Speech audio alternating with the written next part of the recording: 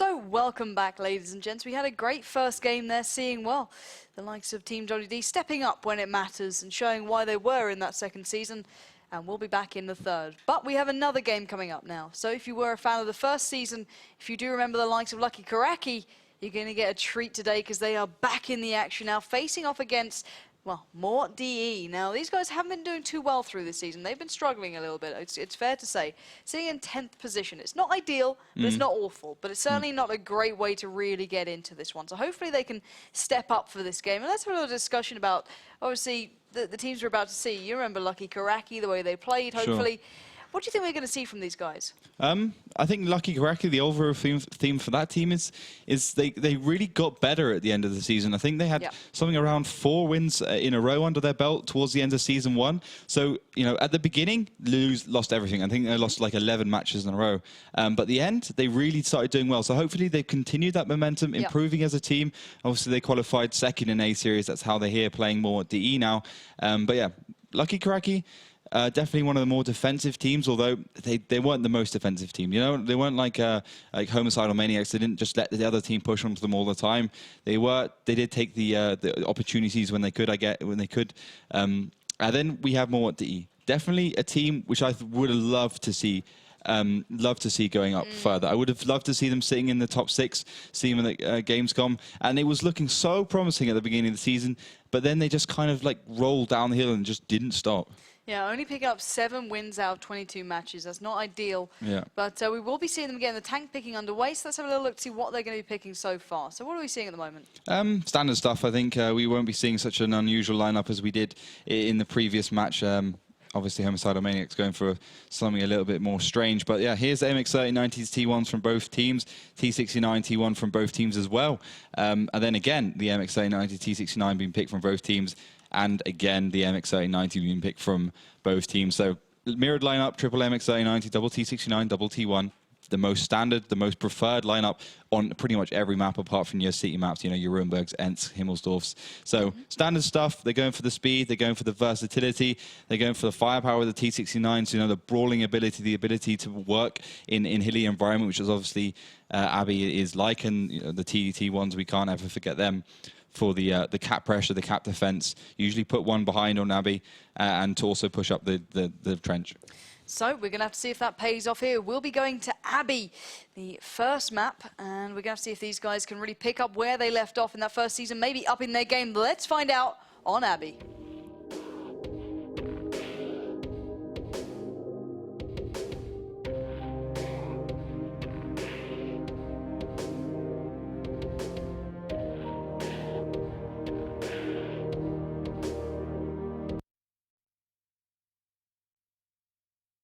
Welcome back in. It was a short and sweet introduction, but we're not going to hold you back from the action for a second as we're going to be going live into this one. It will be moreDE starting in that blue color to the north, whereas the south will be Lucky Kuraki in the golden yellow. So let's find out if this game's going to go a little bit better than the first one. We saw a very slow start to the first game. Maybe this one's going to be a little bit more in their face and a little bit more riled up. Let's see what we're going to get initially from both of these sides. So Lucky Kuraki is an experienced team. We can't say the same about Homicidal Maniacs. They were completely inexperienced, but this team knows how it's done. They know how to win the matches. They have a season under their belt already. But, you know, Lucky Kuraki, definitely a team that needs to pick it up here. They're pushing both AMX-3090s, actually 3 of them up the hill. They've got the T69s there to back them up. They're sending a T1 straight down the middle towards the area, and obviously that other T1 just to keep the base safe. So a bit of an unusual play for them. You usually see a couple of the tanks push down towards the left side as opposed to just pushing everything on the hill. But moreDE, they're a little bit more defensive. That's what we expect from them, though.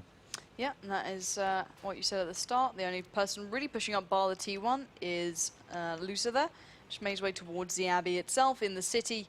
Just going to lock it down, keep eyes on the main road across, and that's about it. Now, we saw some very passive games earlier on, but do you think we're going to be seeing another one here with both sides being a little bit cautious, or do you think one of these teams is one of the ones to see something happen here? I think this is definitely not going to be a draw. I think you can see that straight away as Lucky Kuraki are going to push in. Yeah, they certainly are. It's the likes of Sish to be in trouble. He's going to have to back the hell away from there. That 1390 running with everything he has. Does connect a great shot there onto the 1390 itself. Tracking it in its place and giving him a chance to get away, but his teammate is not so lucky. And oh, he's got himself stuck there. That could be his absolute undoing. More shells raining in. He's being caught in the heel. heels. 4-6-1. Siege cannot escape there, and he will be taken out as 2 members fall very quickly for moreWot.de, and that is not the start they wanted at all. That is not the start they wanted, that's for sure. 2 MX-3090s getting caught out straight away. Bad play from them, definitely pushed too far forwards, but fantastic, inspirational, quick play from the Polish team. The Beast from the East telling us how it's done, showing us how to play aggressively. Loving it, absolutely loving it. Step themselves up as a team, step themselves into the next level. They're more offensive, they know how to do it, they know how, they've been watching the Rupeliers, they know what Team WDs want to do. Caught them straight out. Beautiful play from them. Didn't waste any time either. You know, when they had the MX-3090s in their sights, completely connect their shells, end of story. But now they're doing what's necessary. They're sitting back, resetting the fight a little bit, and seeing what the other team's going to do. Because there's no point continuing the momentum if there's nothing to continue onto. Exactly that, and that's smart play. Controlling the pace, controlling just about everything in regards to this, and the likes of QQ are pushing up in that T69. Scary not too far behind, so they could be in trouble here. They could get caught out, and I think they are. Ooh, they've just caught a glimpse, and that could change things up here. Yeah, stopping in their tracks quite literally, and going to have to play this one a little bit more carefully. So a T1 being picked up for moreWot.de. They have got one back, but that's a minuscule amount of damage done in comparison to that initial exchange. But we do see another 1390 peering around that T69 in a great position there, just to keep eyes on that little hill. But now you can see the backup is arriving. A backup is arriving indeed, and you've got to remember that the T1 and the T69 are there to help their friends in the back. Good play from them. They're just going to keep it cool. Obviously, we want to see these guys push in. They pushed in with the better numbers against those two MX-3090s. They got 4 here, and obviously moreWot only have 2 tanks there. They are going away though. They don't want to risk it too much. Good, smart play from them. I don't think it was necessary for them, especially considering they are 15 points in the lead, which is 7 more than you really need to take a win if it does count down to 0. We are 4 minutes and 30 seconds into the game. Lucky Kuraki not resting up here. They're going to push forwards. They're going to try a new vector of attack, maybe through the Abbey, maybe towards that trench side. But you can see the 3 MX-3090s will be the ones to do that offensive movement. But moreWot.de, they can still get themselves back into this one, but they just have to come up with something inspirational. Yeah, well, they've tried to do something here. 3 tanks now positioned by the opposing flag. The 2 tier 1s are pushed up, and the 1390s now chasing them down. Loser is already out of there. Neo trying to lay down some fire, but it seems as though it's almost over for these guys. Oh my god, Loser is literally flying away. The T1s are dropping by the second. And well, dear Lord, Lucky Kuraki have certainly gone back to that drawing board, just missing a shot onto Loser and allowing him to get away in that 1390. But they picked up that T69 that was trying to lock down that pass earlier on. But here we go, into the chase. The 1390 hot on the heels of Loser, trying to avoid the fallen tanks that lay in his path. GG's are being said. Another hit comes in onto Loser, and again, 6-2-4 left on him as he's desperately trying to flee away from the situation. But I don't see him doing too well right now. Yeah, Loser's he's done. I think he's completely finished. And then we have the MX-3090s pushing onto him. The T69s are trying to take care of the other one. They have engaged. Yeah, indeed they have. Scarin now being surrounded by the opposition and taken down there. And this is a fantastic display of World of Tanks coming from Lucky Kuraki. The team you said would be passive have actually played it perfectly, as now Loser is just pinned in. He has the absolute entirety of the opposition against him. 3 960s left with his back up against the wall. There's no way out of here. He's got the firing squad of Lucky Kuraki against him, trying to lay down one. Gets a connection, and again. But it's only a matter of time. 1-6-4 now, and there we go. What a way to start things. Incredible play from Lucky Kuraki. From first map we saw extremely passive play. Nothing too impressive there. Yep. But Lucky Kuraki clearly took, the first season as a red rag to a bull almost, and they've come in with the, into the chance of getting to the 3rd season looking extremely strong. So take us through what happened there, because there was so many different changes of pace and play. That was near perfect play from Lucky Kuraki in almost every situation. They read it perfectly. They reacted perfectly. Even before they knew what the other team was going to do for 100%. Obviously, they've been watching replays and casts and stuff, but you can never tell until you actually engage. Caught those 2 MX-3090s on real quickly. 3 of them against 2.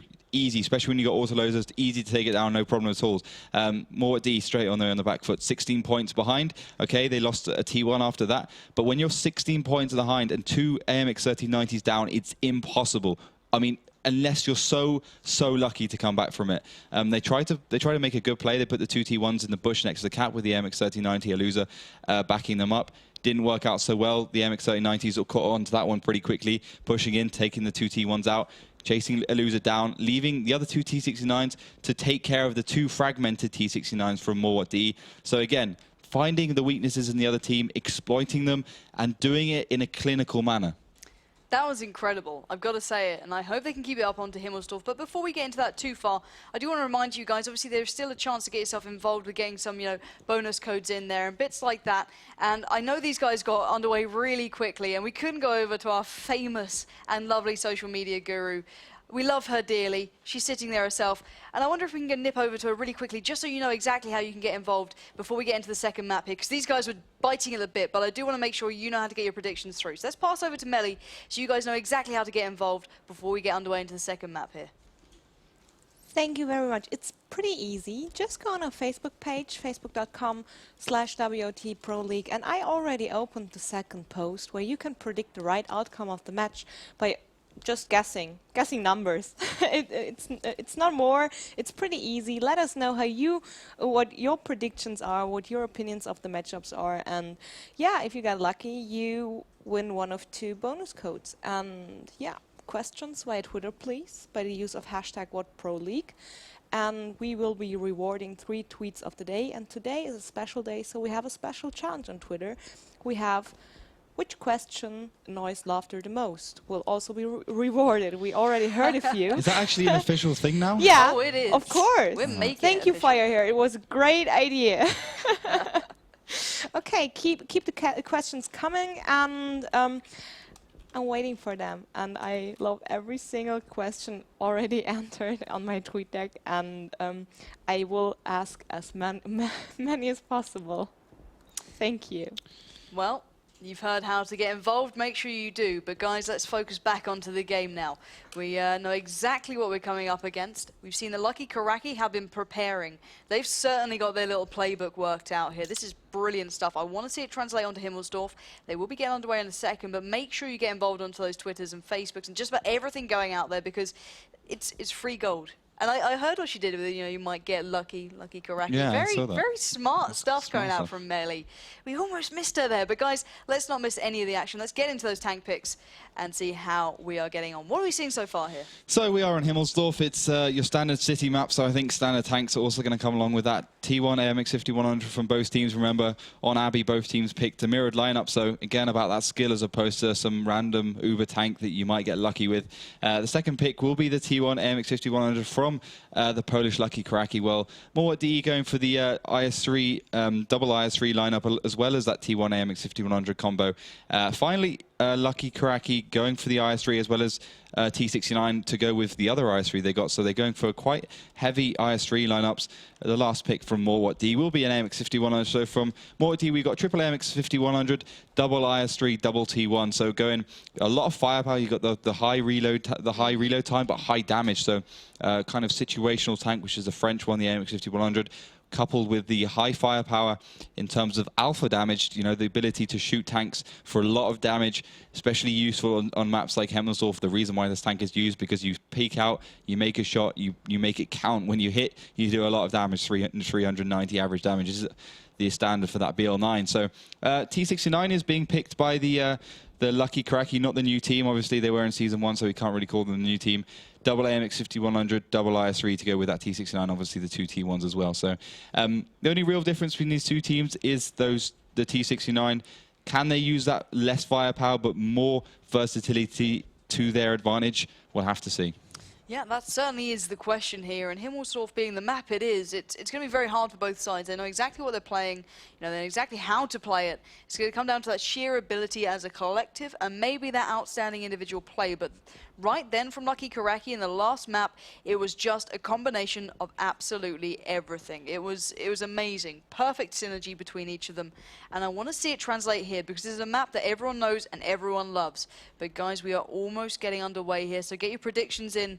I don't know where my money is going to be for this one because both of these sides are giving us a fantastic display of World of Tanks. But if you are a moreWoT fan, this is the map they need to turn it around on, and hopefully they can step up where it matters on Himmelsdorf.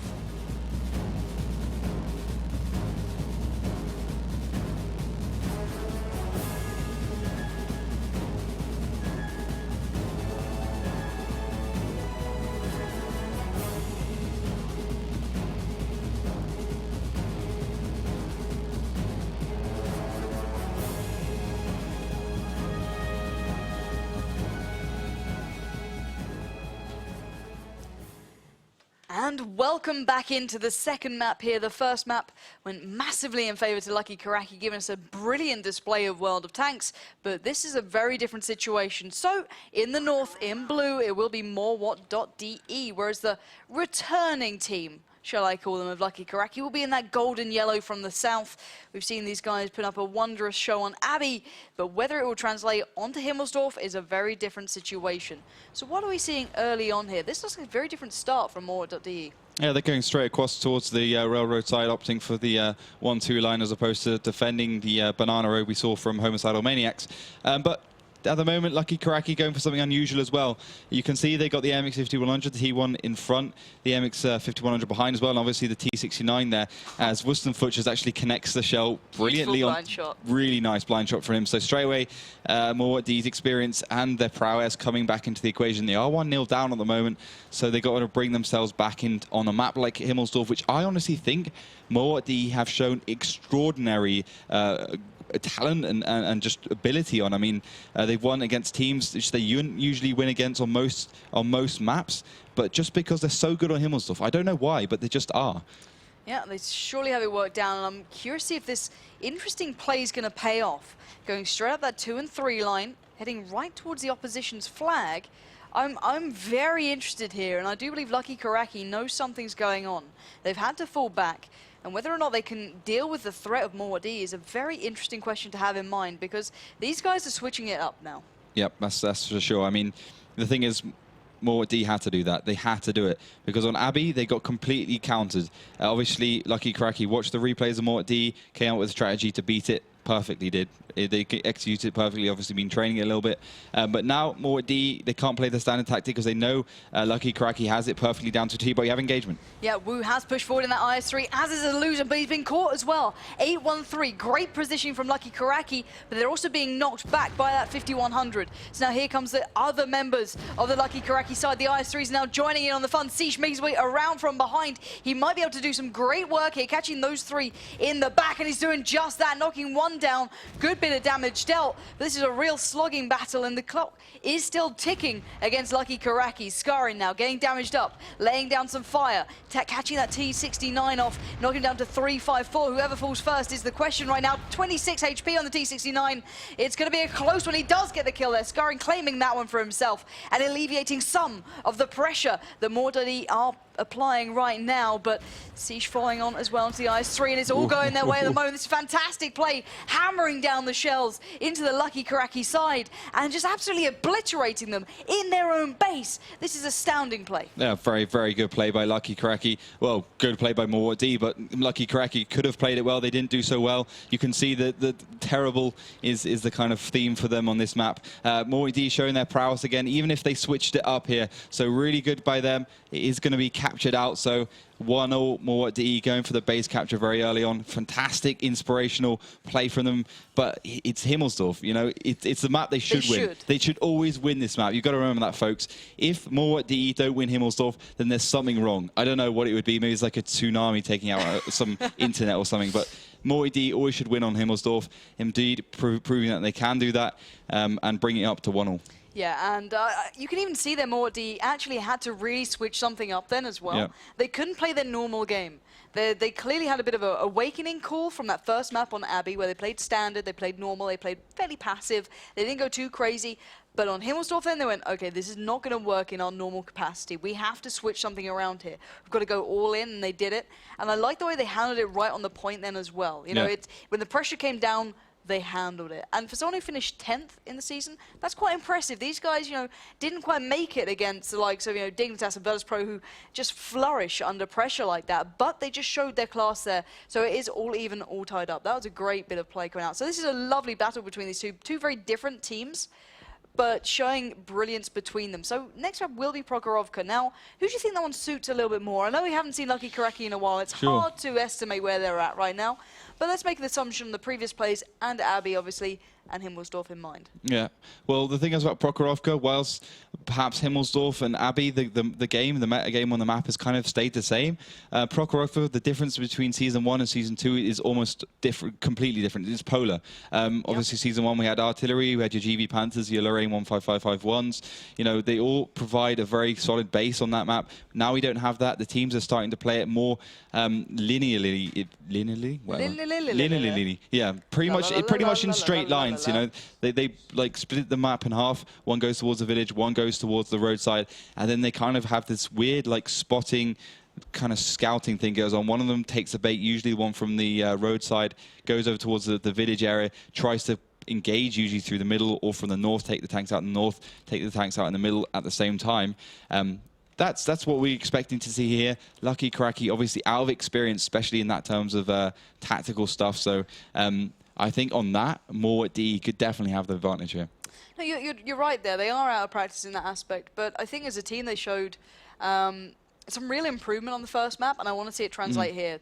The way they coordinated, the way they gelled as a team, and the synergy between them was very impressive. Yeah. I think that on its own could translate extremely well to this map, but as you said, the game's evolved since that first season. It's a completely different map almost because there is no artillery. There's no elements like that you can see again. So it's going to be a hard one to call. But let's have a look at the tank picking so far, see what they're going for in this one. So T69s, AMX1390s, we're expecting to be the theme here. Indeed, the first pick from Lucky Kuraki will be a T1 and T69, mirrored by C taking the MX1390 T69.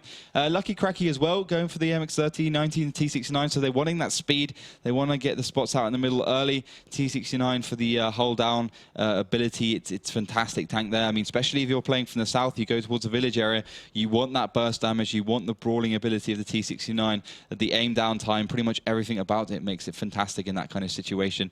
MX1390 was the last pick from moreWot. Lucky Kuraki picking the T69. So moreWot, triple MX1390, double T69, double T1.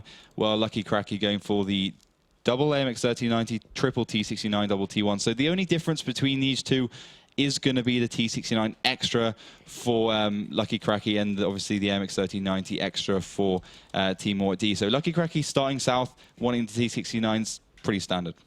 Yeah. So knowing what they're in for, at least they're keeping up to date, and that's what I like to see. They're not going to be completely outclassed by just not being prepared for the map. I'm looking forward to it. I want to see what they can bring here, because this could be defining, as we are all tied up. First map swinging drastically in favor to Lucky Kuraki, but they are not holding back for a second. We're going to find out who can really shine on a map like this. It's not like the others, but it is going to be Prokhorovka.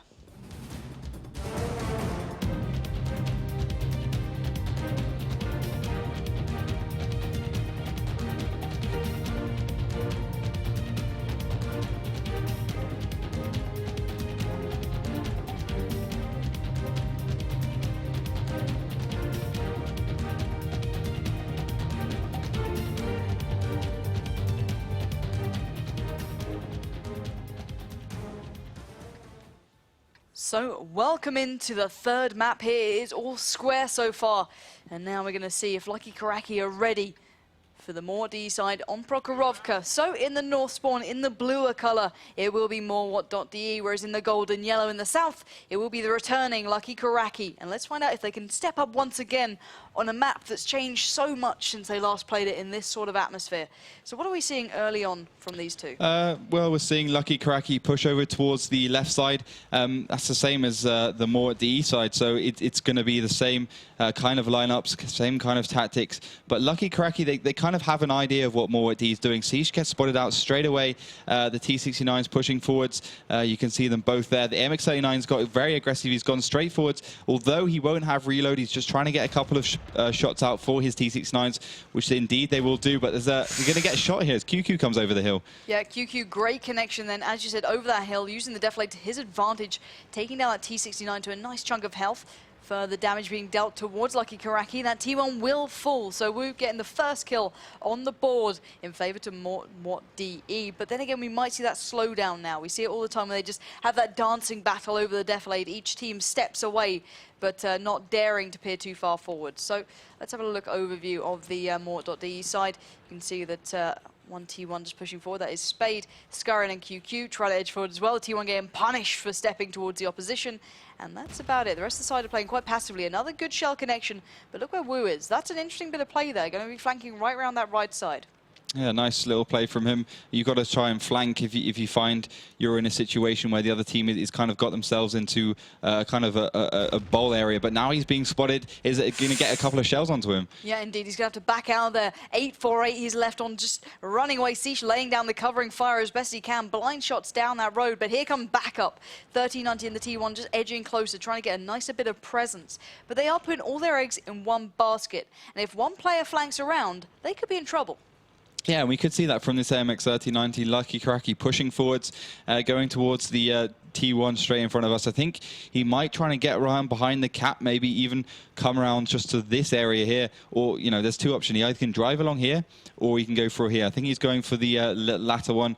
Going to try and get over the hill. See if he can connect a couple of shells, maybe even put some pressure on the cap. But although I think that's quite unlikely. But if they do a two-pronged attack, Lucky Kuraki, they could definitely take out moreWoT, because in a situation where all your tanks are aiming in one place and something comes from behind, you know, even if half your team will turn, the other half is going to be pointing in the wrong direction and they just won't be able to get the damage down. Exactly that, and it's got to be a worrying thought for moreWoT if that does happen, but they're not actually keeping it in mind. You can see all of them still mainly focused down towards the opposing flag. Siege, Wu and Ko now making a little bit of a push further forward, but not much. Tentative, but they are also allowing a massive part of this map to be going unspotted right now. Yeah, that's true. But they're kind of itching a bit. I think they want to do something. They're just trying to find out what they can do. Spidey, Scarron's going to come over. He's going to take 258 onto the front of his shell. But now the AMX 3090 is behind, and he's going to try and shoot them from back. Yeah, this could mean real trouble here. Nice bit of sniping could go down. And we do see the T1s popping up. The fire is coming in towards QQ there. Shells landing just beside him. Another T1 falling down. Nice shot going from Siege there. Just catching the 1390. More exchanges going over this deflated hill. The T69 battle is looking rather even, really, HP-wise. No team looking too drastically in trouble.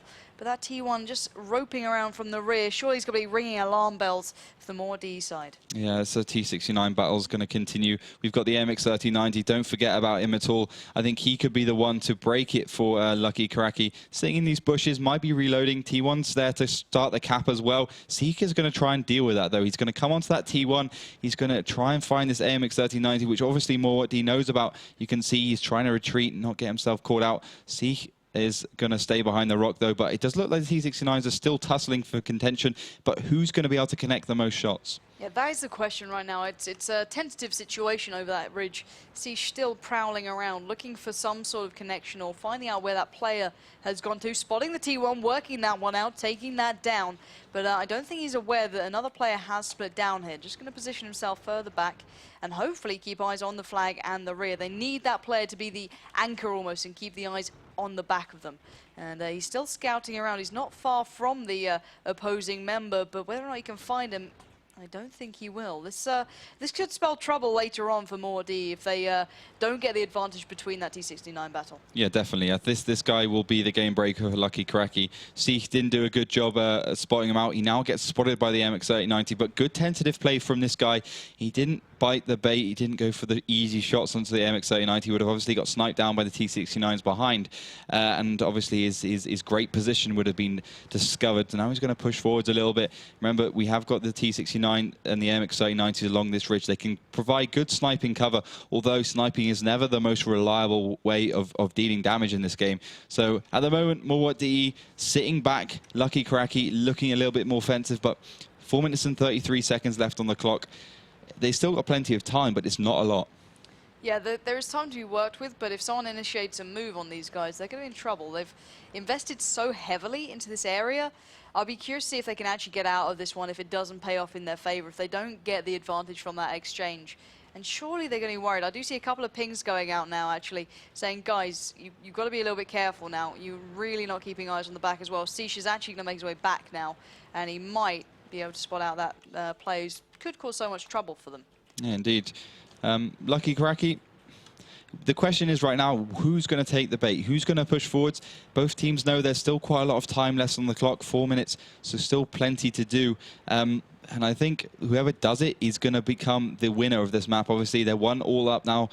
2-1 is usually the decider for so many games. Once you get the momentum, you just carry on rolling with it, and you find yourself winning the best of 5 in no time at all. So T69s, they're kind of pushing backwards and forwards. You can see, I'm not sure why they're pushing backwards and forwards, to be honest. There's no artillery, there's no need to do that. It's just a nervous itch WoT Tanks players get when they play so much that they're used to getting shot by artillery. So that's why they're doing that, in case you're wondering, even though there's no real need. In fact, it's probably worse, because every time you move, you increase the amount of spotting checks done by the server. And obviously, if that happens, then you're going to get spotted more often, so by anything that's around. So stay still, guys. It's the same thing. When someone caps, I never get it. Like, when you're in a cap, don't drive around, because you're a big target. You're easy to hit anyway, so just stay there. You'll decrease the amount of spotting checks to the point where it's like 1 every quite a few seconds. Which is fine. That's good. You're gonna survive. You're gonna cap, and you're gonna just get away with it. But if you move around, you're gonna get discovered real quick. Yeah, and I've got to ask you the question: if you were in this situation right now, as moreWot.de, heavily invested into one area of a map, how would you take the victory here with only 2 minutes and 35 seconds left? There's pretty much 2 options for them. They can either go for a pincer movement, i.e. send the AMX-3090s all the way around to probably about here. Push them in around behind, send the T69s just up here, about 10 seconds after the MX-3090s are pushed around. Take those guys down, and then just move on from there, play by play from there. There's no point predicting any further. Or they can just go straight barreling, and everyone can go forward, send the MX-3090s with the most health in, and then put the T69s behind.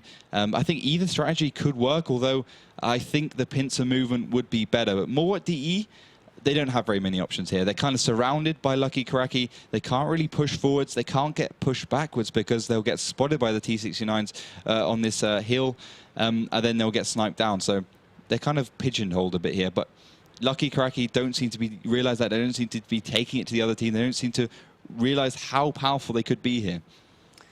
Yeah, so we're going to have to wait and see if anyone actually wants to make the move with 1 minute and 30 left on the board. I don't see any of these teams making a bit of a push out of this one. I think they're going to just play it out to the time limit.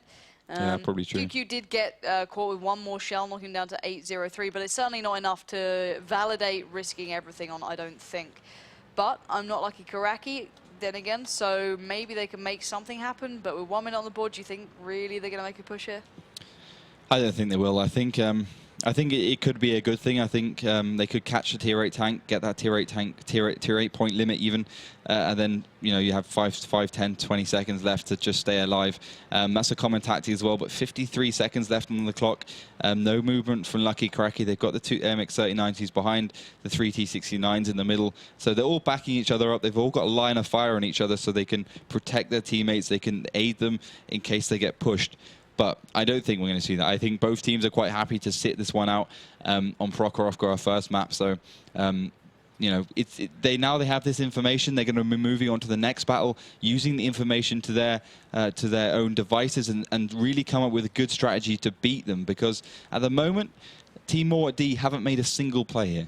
No, they really haven't. And on most maps, they've been kind of, well, bar the last map we saw, kind of overrun as such. But maybe, they'll be coming back into this with a little bit of adaptation from what they've learned. And do you think it will be moreWot.de adapting, or do you think it'll be Lucky Kuraki more, trying to take it on from the assumptions that they've made from this little kind of stalemate? Mm-hmm. I honestly think moreWot.de is going to do something. I think they're definitely an experienced team this season. They have all that experience of Season 2. I mean, Season 1 was Lucky Kuraki's, but that's 8 weeks worth of season games, 2 match days a day apart from these last 21, 22.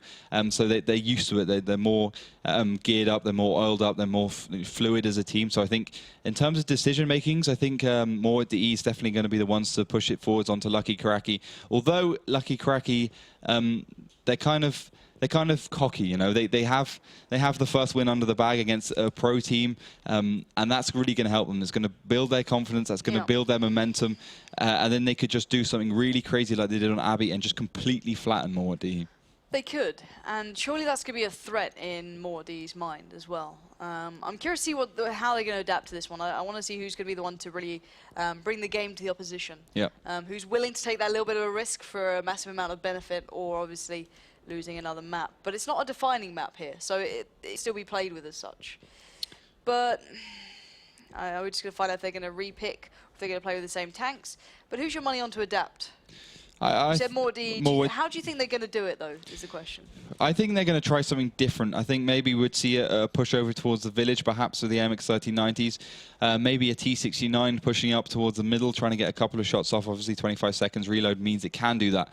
It's a good thing about the T69. The reason why the teams pick it so much as well, along with so many other great things about that tank. But yeah, I think moreD, definitely the team to be a bit more aggressive here. We're going to be not picking again, I do believe, so we're going to go straight into this battle. But yeah, it's going to be Prokhorovka again, because our first map was a draw. It is 1-0 at the moment. Well, 1-0. It's 1-0 to Kuraki. Was it 1-0? 1-0? 1-0. Yeah, 1-0. It's 1-0. I can't even count, I swear. 1-0 to both these teams. At the moment, Lucky Kuraki do look like the stronger team. moreD taking it on Himmelsdorf, though. But as I said, I think moreD, they can push forwards. They can be confident against Lucky Kuraki. If they do that, they're going to take a win. Yeah, we're going to have to find out, see who's got more of the initiative or more confidence, essentially. But once again, in the north, it will be the blue moreD against the south, the golden, the Lucky Kuraki boys. And it's going to be interesting to see who can really adapt this one and bring the game to it, because, well, right now we're seeing a very similar start from moreD. What are we seeing from the Lucky Kuraki side? The Lucky Kuraki, same stuff, actually. Pretty much the same to the second. MX-890 going towards the forward. MX-890 to the left as well. We got the 3 T69s as well, just providing the damage. They're probably going to go for that defilade again. We saw that happen last time. Worked quite well. They got away with a few dodgy, risky things, definitely. You can see him pushing straight forwards. But I think for the first 2 or 3 minutes, it's going to be exactly the same game. Yeah, well, the initial fire has gone in favor to moreD. Finally, a return bit of fire coming through. QQ being sent back a touch in that T69, but the 1390 on the hill also receiving a couple of shells. So a little bit of an exchange. No one really coming off too badly just as of yet, but they still have to be cautious here. They can't give anything away by being a little bit overzealous. They've got to be careful. And we do see Wu in another great position, just sitting further back, trying to snipe across. You can see him right at the back there, allowing the T69s to be the brunt or the spearhead as such towards this bit of a play. But I'm waiting to see someone really break out here. Yeah, same. I'm really interested to see if moreD can take it to Lucky Kuraki. They definitely have the skill. They definitely have the synergy. They just need to make the next step. They need to just push forwards, keep the punches rolling, and see what happens. But the T69 doing what he did last time, but this time it's only 1.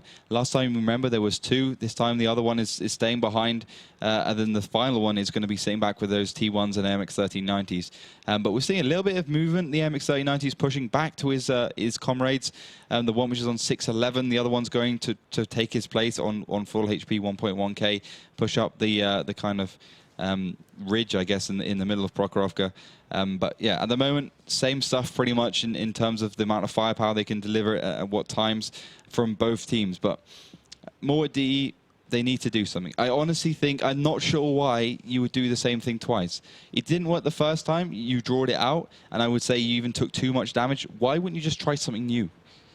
It's a question that I always come back to, is why do they not adapt? Why don't they try and switch something up? Obviously the fear of the opposition adapting as well, but surely it's worth a try there, you know what I mean? It's surely worth going, okay, let's try something different. We know where we think they're going to be playing, maybe we can do something about it. Yeah, indeed.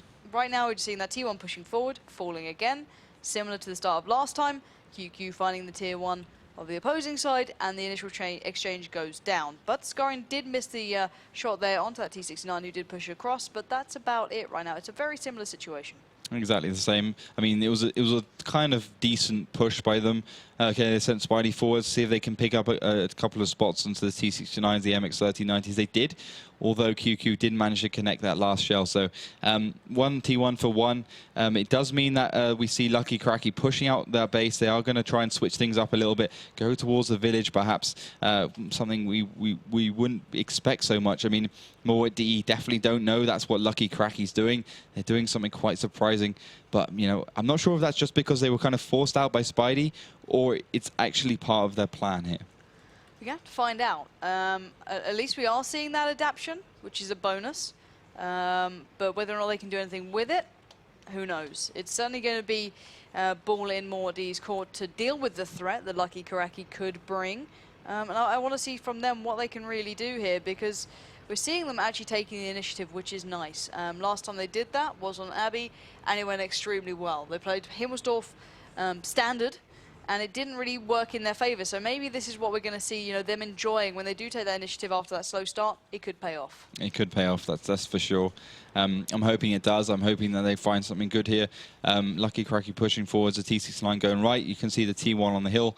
And then we got the rest of their team just behind. Obviously keeping that MX 1390 on the lowest health, 611 back in the bushes. He's there because, you know, if he's on health, you don't want him in the forwards. You don't want him to take all the damage first. You don't want him to be taking the punches. You want him to keep him behind, keep that tank alive, keep that amazing AMX 1390 gun alive for future use. But, you know, Lucky Kuraki trying to discover more DE. Not sure exactly why they would try and do that. They kind of push into the village, expecting the whole of more DE just to driven from the roadside straight into here, so they're playing very cautiously, but now they realize they are not over there going to push forwards with all tanks, maybe coming for a flank onto the back of moreD or onto the sides, but it means you have to drive across the middle of the field, which is something you should just avoid completely in SGS Steven. See, the problem is, though, moreD is surely realizing that something's going on. They haven't spotted the opposition over the defilade, which they normally haven't. Oh, QQ does manage to spot the T69, makes his way along that train track, knocking him down to 1098, following up with a couple of shots, not connecting. But that has surely got to be enough of a signifier to go, guys, they're not where we thought. Another shell will land. And maybe moreD have just got a little bit of a redeeming factor here. This could pay off in their favor now. Yeah, great little play from them. They got the spots, they got the tanks in the right place. It meant that this T69 is down to 854, so he's got to be careful as well. That's coupled with the 611 left on this AMX 3090 sitting in the background in the village. But yeah, nice little spot by moreD. Now they know exactly what Lucky Kuraki is doing, although they probably had their sneaky suspicions anyway, considering, as you said, no spots across that defilade. But moreD going to have to try and do something here. They're going to push forwards. They're going to put themselves along that road a little bit. And again, we've got that kind of polar you get on this map now with the artillery. One team in the village area, one team in the roadside area. It's going to be about who can break it, really. Yeah, exactly that. It's going to be who can make it count. And as you said, that break off the 1390s from moreD have flown down that 1 and 2 line, getting some presence and pressure towards the opposition's flag. Maybe kind of just giving a little bit of a nudge, saying, guys, we can be a threat here. Do not take this lightly. Just patrolling up and down. They've now confirmed that there's no one where they previously expected them. QQ now laying down further fire towards the village. This could start working in their favor if they actually get a couple more shells hitting. Yeah, that's for sure. I mean, that's what they're going to do. They're going to work down Lucky Kuraki, see if they can get a couple of shells in there, bring another tank down low. That will allow them to have the HP advantage, which will allow them to push in. So that would be fantastic. 3 minutes left on the clock. 1-1 at the moment. moreWot DE took it on Himmelsdorf, as you would have expected. Lucky Kuraki, some fantastic sneaky prediction play on Abby. Finding those two MX 3090s real out early, connecting them, getting them out of the battle. Himmelsdorf was a little bit more at the side. The MX 5100, the T1 pushed up the hill. The whole of moreD pushed along the banana, caught every tank out by surprise. Brilliant play by the T69. Did the damage, got the result in 1-1. So one Prokhorovka, we've already had one draw with 2 minutes and 40 seconds till the end of this one. A couple of tanks have taken a bit of damage, but at the moment, Lucky Kuraki are on the back foot. And as soon as Lucky Kuraki are on the back foot, which is the same as it was in Season 1, they do not do anything. Even if they have pretty much the whole of their team, apart from maybe 1 or 2 tanks, like in this situation on full health, they will not budge. They will say, okay, you know, we've taken too much damage, but even if they haven't, we've lost to T1, even if it doesn't matter, we'll just stay here and we'll let the other team come on. And that's not the way you should be playing this. No, indeed. They are playing extremely passively, but as are moreD, they're not going to be making that move that we hoped that they might do.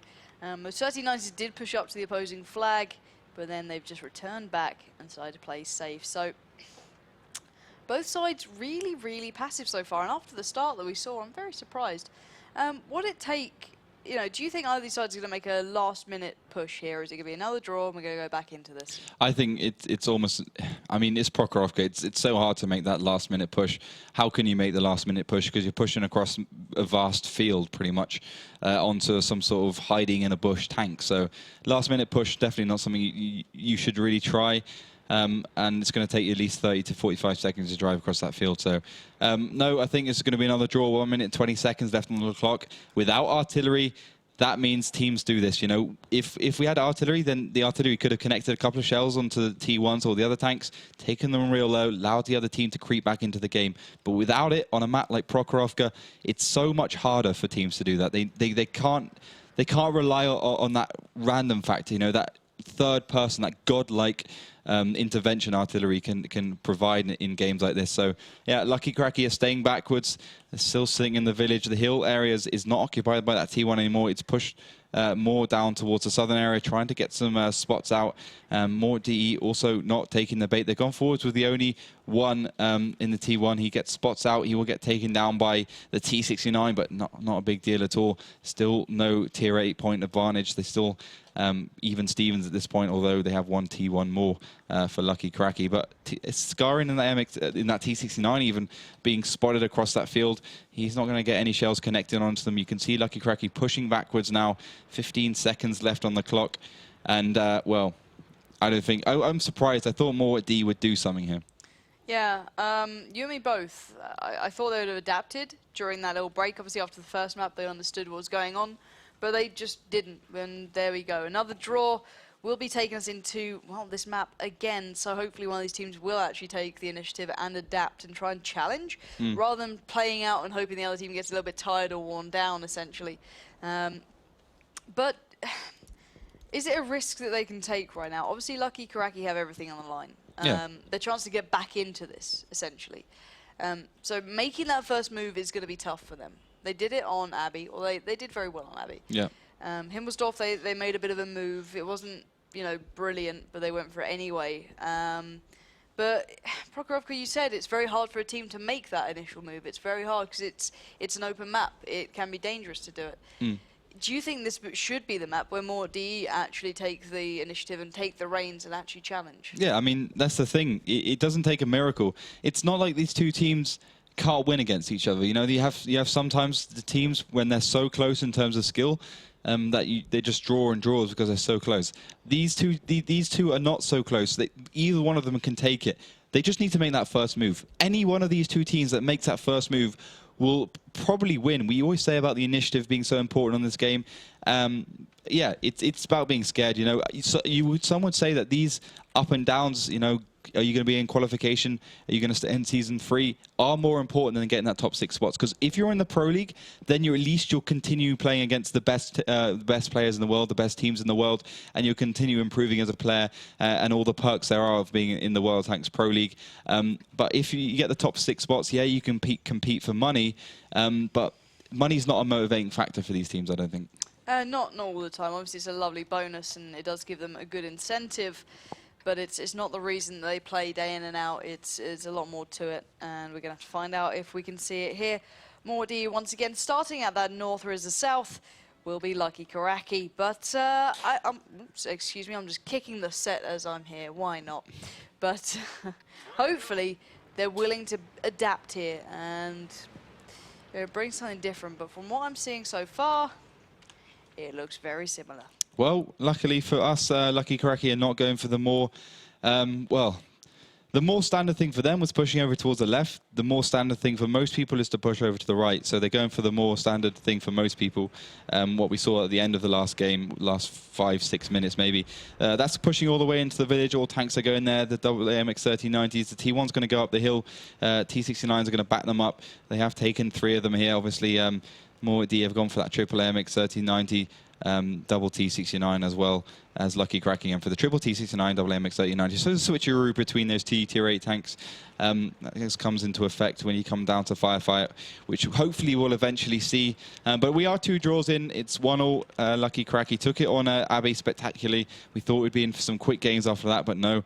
Himmelsdorf was more planet keys to take. They did it very well indeed. Some good inspirational play from them, some good initiative from them, hoping that they would continue it on to this one Prokhorovka, but not deciding to do so, as we see the MX-3090 push up towards trying to get a couple of spots on, but moreWot DE quite happy to do what they did last time.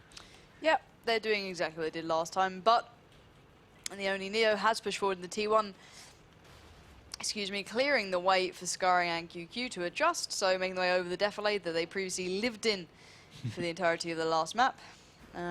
But now, who's going to have the advantage? Both teams know that something's changed. Lucky Kuraki took the initiative and changed it, whereas moreD were boring and played the same way. But now who's going to benefit from this? Obviously, you know, moreD have a little bit more room to breathe on their go-to strategy, but will that pay off for them here? It may very well do. I mean, it's about the situation these teams find themselves in. The players find themselves in. That really comes into the equation quite heavily in these games. But yeah, I'm expecting Lucky Kuraki not to remove themselves from this this village area anytime soon. We are 2 draws in at this point, so just waiting on that team to make the first move. It could either be moreWot DE, which doesn't look so far. They have been the least I don't know, initiative team. They haven't pushed forwards. They did well on Himmelsdorf to push along the banana. They just need to make that step here on Prokhorovka. Obviously, the team that wins this one won't actually be safe. They won't be through or staying in the Pro League. They'll have to play another game. It is best of 5, meaning you have to win 3, including, well, not including draws, obviously. So we're still 1-1. We could have another 3 maps possibly. Again, which one will take the initiative? Which one's going to be pushed forwards? I don't know. Which is your favorite fruit? Which is my favorite fruit? Yeah. Was that really your hand over line? Which one is your favorite fruit? Yeah. Kiwi. It is a kiwi indeed. I do love my kiwis. They are awesome.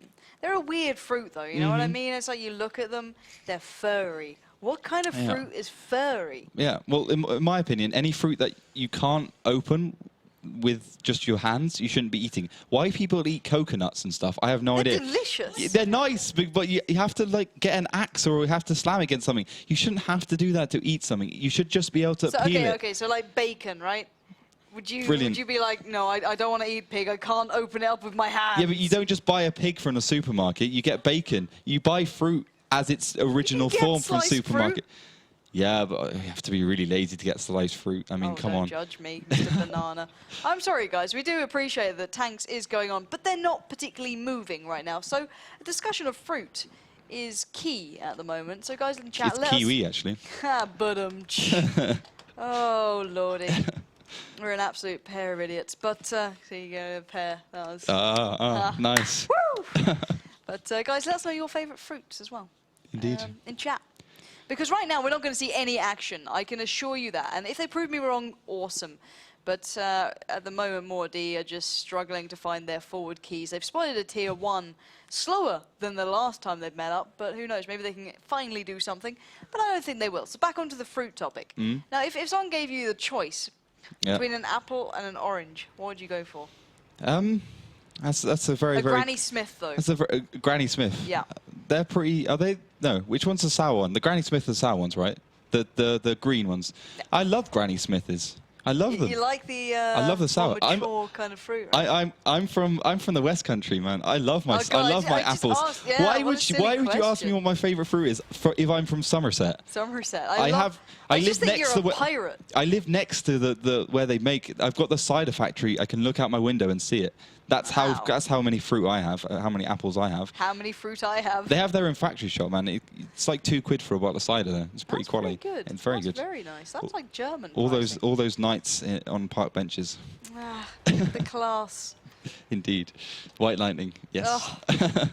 Was it Scampy Jacks as well? Oh, Scrumpy Jacks. Scrumpy Jacks. Sorry, I don't drink much cider. It's not my tipple of choice. But anyway, as expected, little to no movement has begun. Looking up. Let's look at my screen. It's odd yours.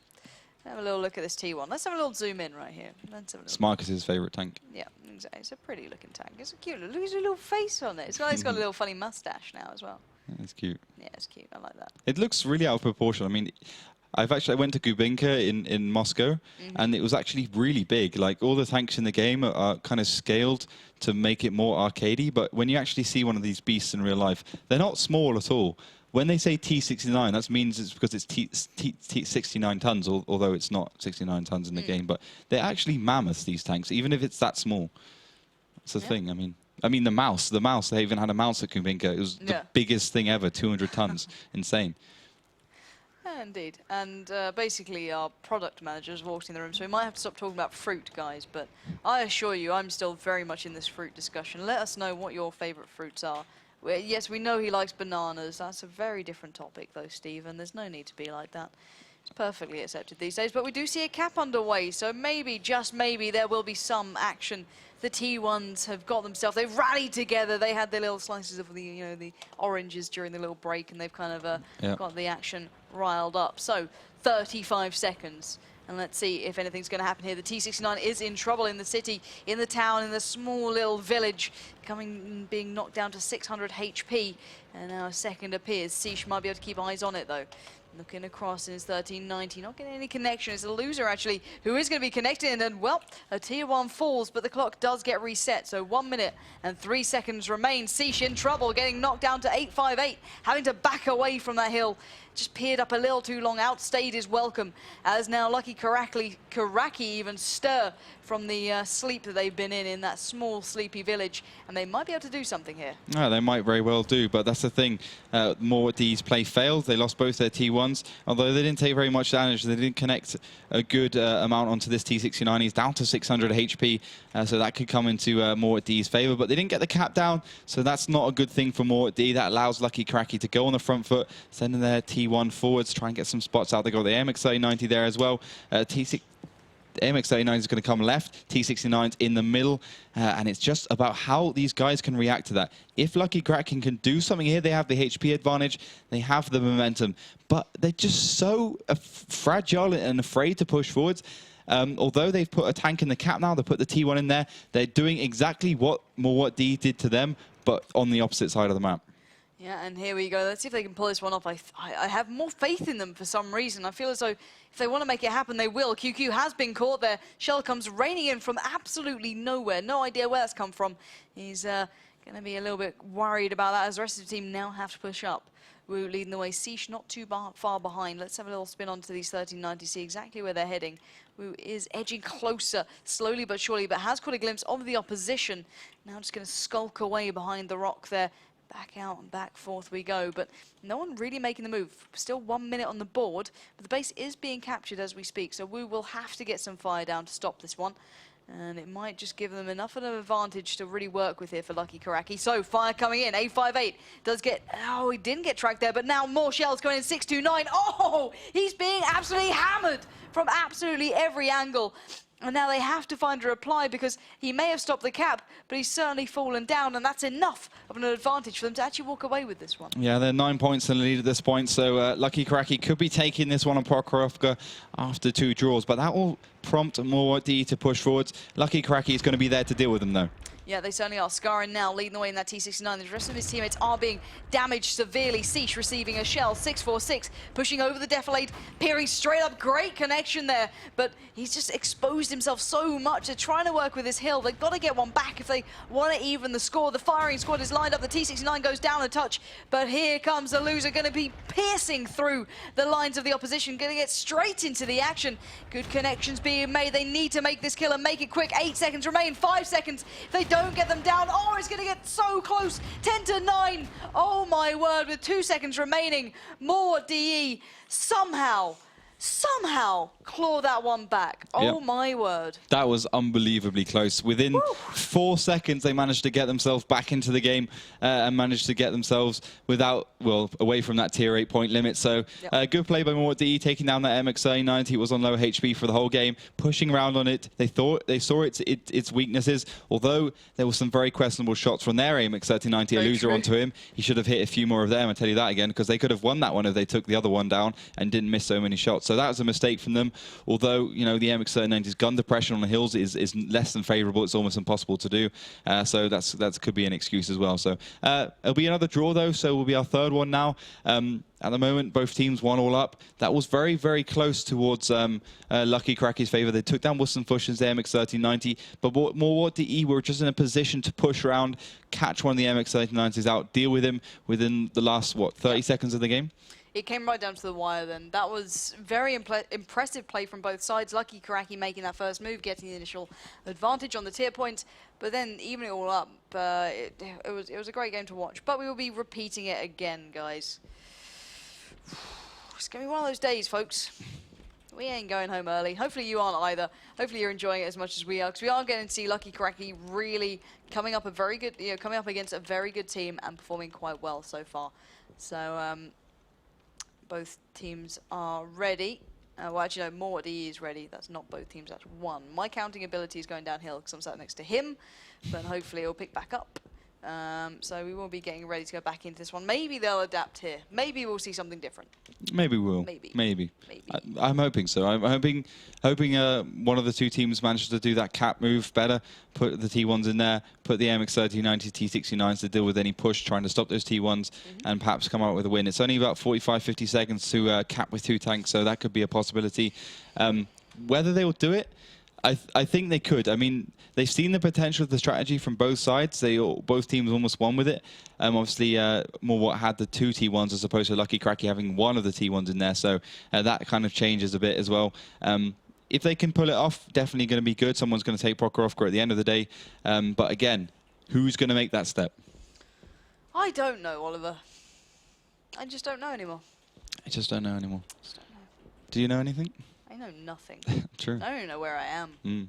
Sometimes I just stumble into this room and sit here for a couple of you hours. You don't leave this room. I actually don't. Yeah. During the weekend, I come in here for every other show and I just sit down and stare and wait for my show to start. I sleep under this desk. To be fair, it's a pretty good place to do that. It's got aircon and Red Bull. But breaking Melly, she's cracking up in the corner. I don't know why she's laughing.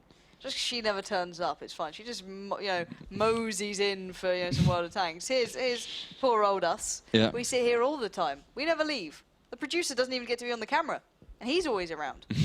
He doesn't work very hard anyway, so don't worry about him. But anyway, guys, I think everyone is ready, so we'll be going back into this game for another showing of Prokhorovka.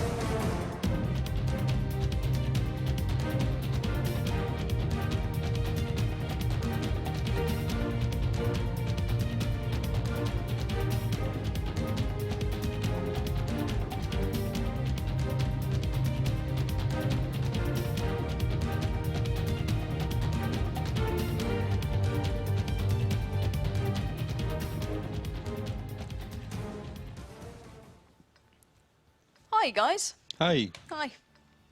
And hi again. Hi again. Hi again. So welcome back into the action, folks.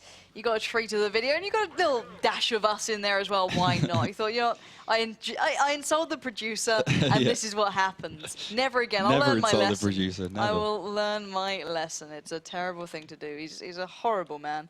But anyway, moreWot DE starting off in similar fashion to before. But what are we seeing from Lucky Kuraki here? Lucky Kuraki starting off in similar fashion as before, pushing over towards the village side. T69s, MX-1390s all round. I remember this team has picked 3 of them, as opposed to the other team having a little bit of an accident there. The T69 wasn't looking where he was going, or the MX-1390. Probably the T69, actually, since he turned into him. So similar start to before, though. They're going towards the right side of the village as opposed to the left side, which you saw them do last time. But again, I want to see a capping move here. I want to see one of these teams take this map. We are 3 draws in now, and it was so close to taking it last time. QQ getting spotted by that MX-1390. The view range of these tanks is quite extraordinary, especially with, well, all 9 crew skills these guys have got, plus whatever equipment, maybe a coated optics adds 10% to view range. There's also the binocular telescopes can come into effect, 25% to view range. But whether they'll take those 2 perks, we'll have to see. I don't think they are. It would be nice to see that, but it's quite unusual picks all around. The guys usually prefer, your stuff like your if you're not taking an autoloader, then you want to be something like a quicker reload time, improved ventilation, or auto-loading stuff, all sorts of stuff. Even the repair kit sometimes gets used to add to the repair time of these tanks. But yeah, all those things are coming into the equation. More DE playing out similarly, looking towards that cap again. But I still don't think they're going to do it. No faith from Oliver. Absolutely none. Hopefully we do get to see a little bit more from both of these teams, because it's kind of gone down to that grind fest now. Aluza is laying off a couple of shells, just letting them fly through there. No real connections yet. And we just have a little look through the actual lineup here. See where all of the moreD side are. You get to see some of my fantastic camera work. I'm like David Attenborough. And here we see in the wild a Siege laying in the bushes in the 1390, known for its speed and prowess, waiting to pounce onto the opposition. But anyway, from him aside, our side are just split along that 1 and 2 line, just trying to find a way back in, maybe find a route that suits them, or just play the time down and wait for a silly mistake from Lucky Kuraki. Yeah, that's definitely a possibility. I'm hoping that one of the teams just bite the bullet and goes forwards. As I said before, it's about the initiative can do it, which one's going to do it first. And then that's the one which I think will take the win here. But they just need to move that forwards. They need to go forwards. They need to see what happens. Lucky Kuraki quite happy to sit back. The MX-3090 on the hill. They've got one of the T69s over here. Village guys over here. That'll be MX-3090. Village people? Village people. And the T1 as well sitting in the background. So pretty standard stuff at the moment. We are 3 draws in now. So the problem when you draw a lot of times is it kind of comes as status quo. You kind of forget that you can push. That's the problem when you draw. You kind of forget that there is actually such thing as winning and losing. And you think, oh, well, we can just draw it out and just continue going through that. It's kind of an iterative process here. It's a big word, Oliver. I'm a big word person. I'm a big person, so I can get away with big words. Pings are going out towards E5, F3, F5, the middle area from Lucky Kuraki. So they're just, I think they're trying to find out where QQ is in that T69, perhaps Garin also picking that T69. So at the moment, Lucky Kuraki very, very kind of campy. More D pushing forwards a little bit more. Yeah. Yeah. Yeah. By more, I'm seeing backwards and forwards. Didn't you see what I did there? moreWot DE are pushing forwards a little bit more. moreWot DE more. I don't know. You're lucky I don't hit you. You do hit me, just not when the camera's on. See, at least the producer's gone, guys. We've broken our producer. Melly's in tears. Dear Lord moreD, do something. Don't make me come into this server and slap him around the back of the head saying, guys, take some initiative. You were playing throughout this entire season. You had some brilliant victories. They did get to rank 10. It wasn't the best position to be in, but they certainly did well. They've challenged and played against the very big teams out there, the likes of WoT Pro, Dignitas, mousewot, Sonova, and Kaznakru, and not forgetting Evil Panda Squad in that 6th place. They're not far behind them, but they're just showing absolutely no initiative. And it's... Well, it's interesting. Update about the fruits. We have update about the fruits? Oh, what are people's favourite fruits, Melly? Melly's coming into the cast, folks. Melly is in here. Melly, update us about the fruits. Okay. First question was, do they know that people actually can hear them? I'm sometimes aware, but mostly I talk to myself and the voices in my head talk back. Okay. Now, the chat likes bananas, apples, yellow melons. Oh, yellow melons. Good choice. And yes. somebody is like completely mad because he's like, how the hell could people not choose oranges? I don't know, like I'm kind of really, impartial to an orange. It's like, it's nice, but it's not great. You know what I mean? It's like, it's just an orange. I'm not really a citrus person. What you mean. I kind of love oranges, but I'm allergic to them. That's really... That's really not great, We'll is it? never discuss this topic again, because this is horrible for Melly. No. Granny Smith is boring, but Pink Lady is Pink Lady is amazing. Just 'cause it's Pink got a cool Lady name. Apple is incredible. That stuff is second to none. But guys, let's have a little update from the game now. It's nice to know your favourite fruits out there, and I'm glad I've got some Kiwi buddies in the world. I'm pleased. We'll make a little Facebook Should group move to or New something. Zealand. Oh, what a great statement, Oliver. Another funny joke. See, this is why we don't allow you to make jokes. This is why we hope that the games are exciting enough and interesting enough that you keep talking, because we get left in this position. Don't blame it on me. I haven't done it's all your anything. fault. I haven't done anything. I just want to see Lucky Kuraki do something. I want to see them push forwards, maybe find a couple of tanks, maybe do a bit of damage. At the moment, sitting in the village still, MX-3090 plus the T1s forwards. We've got the T69 in the background and the T1 to the left. Wustenfusch has just been spotted as MX-3090, so he's gone a little bit more aggressive now.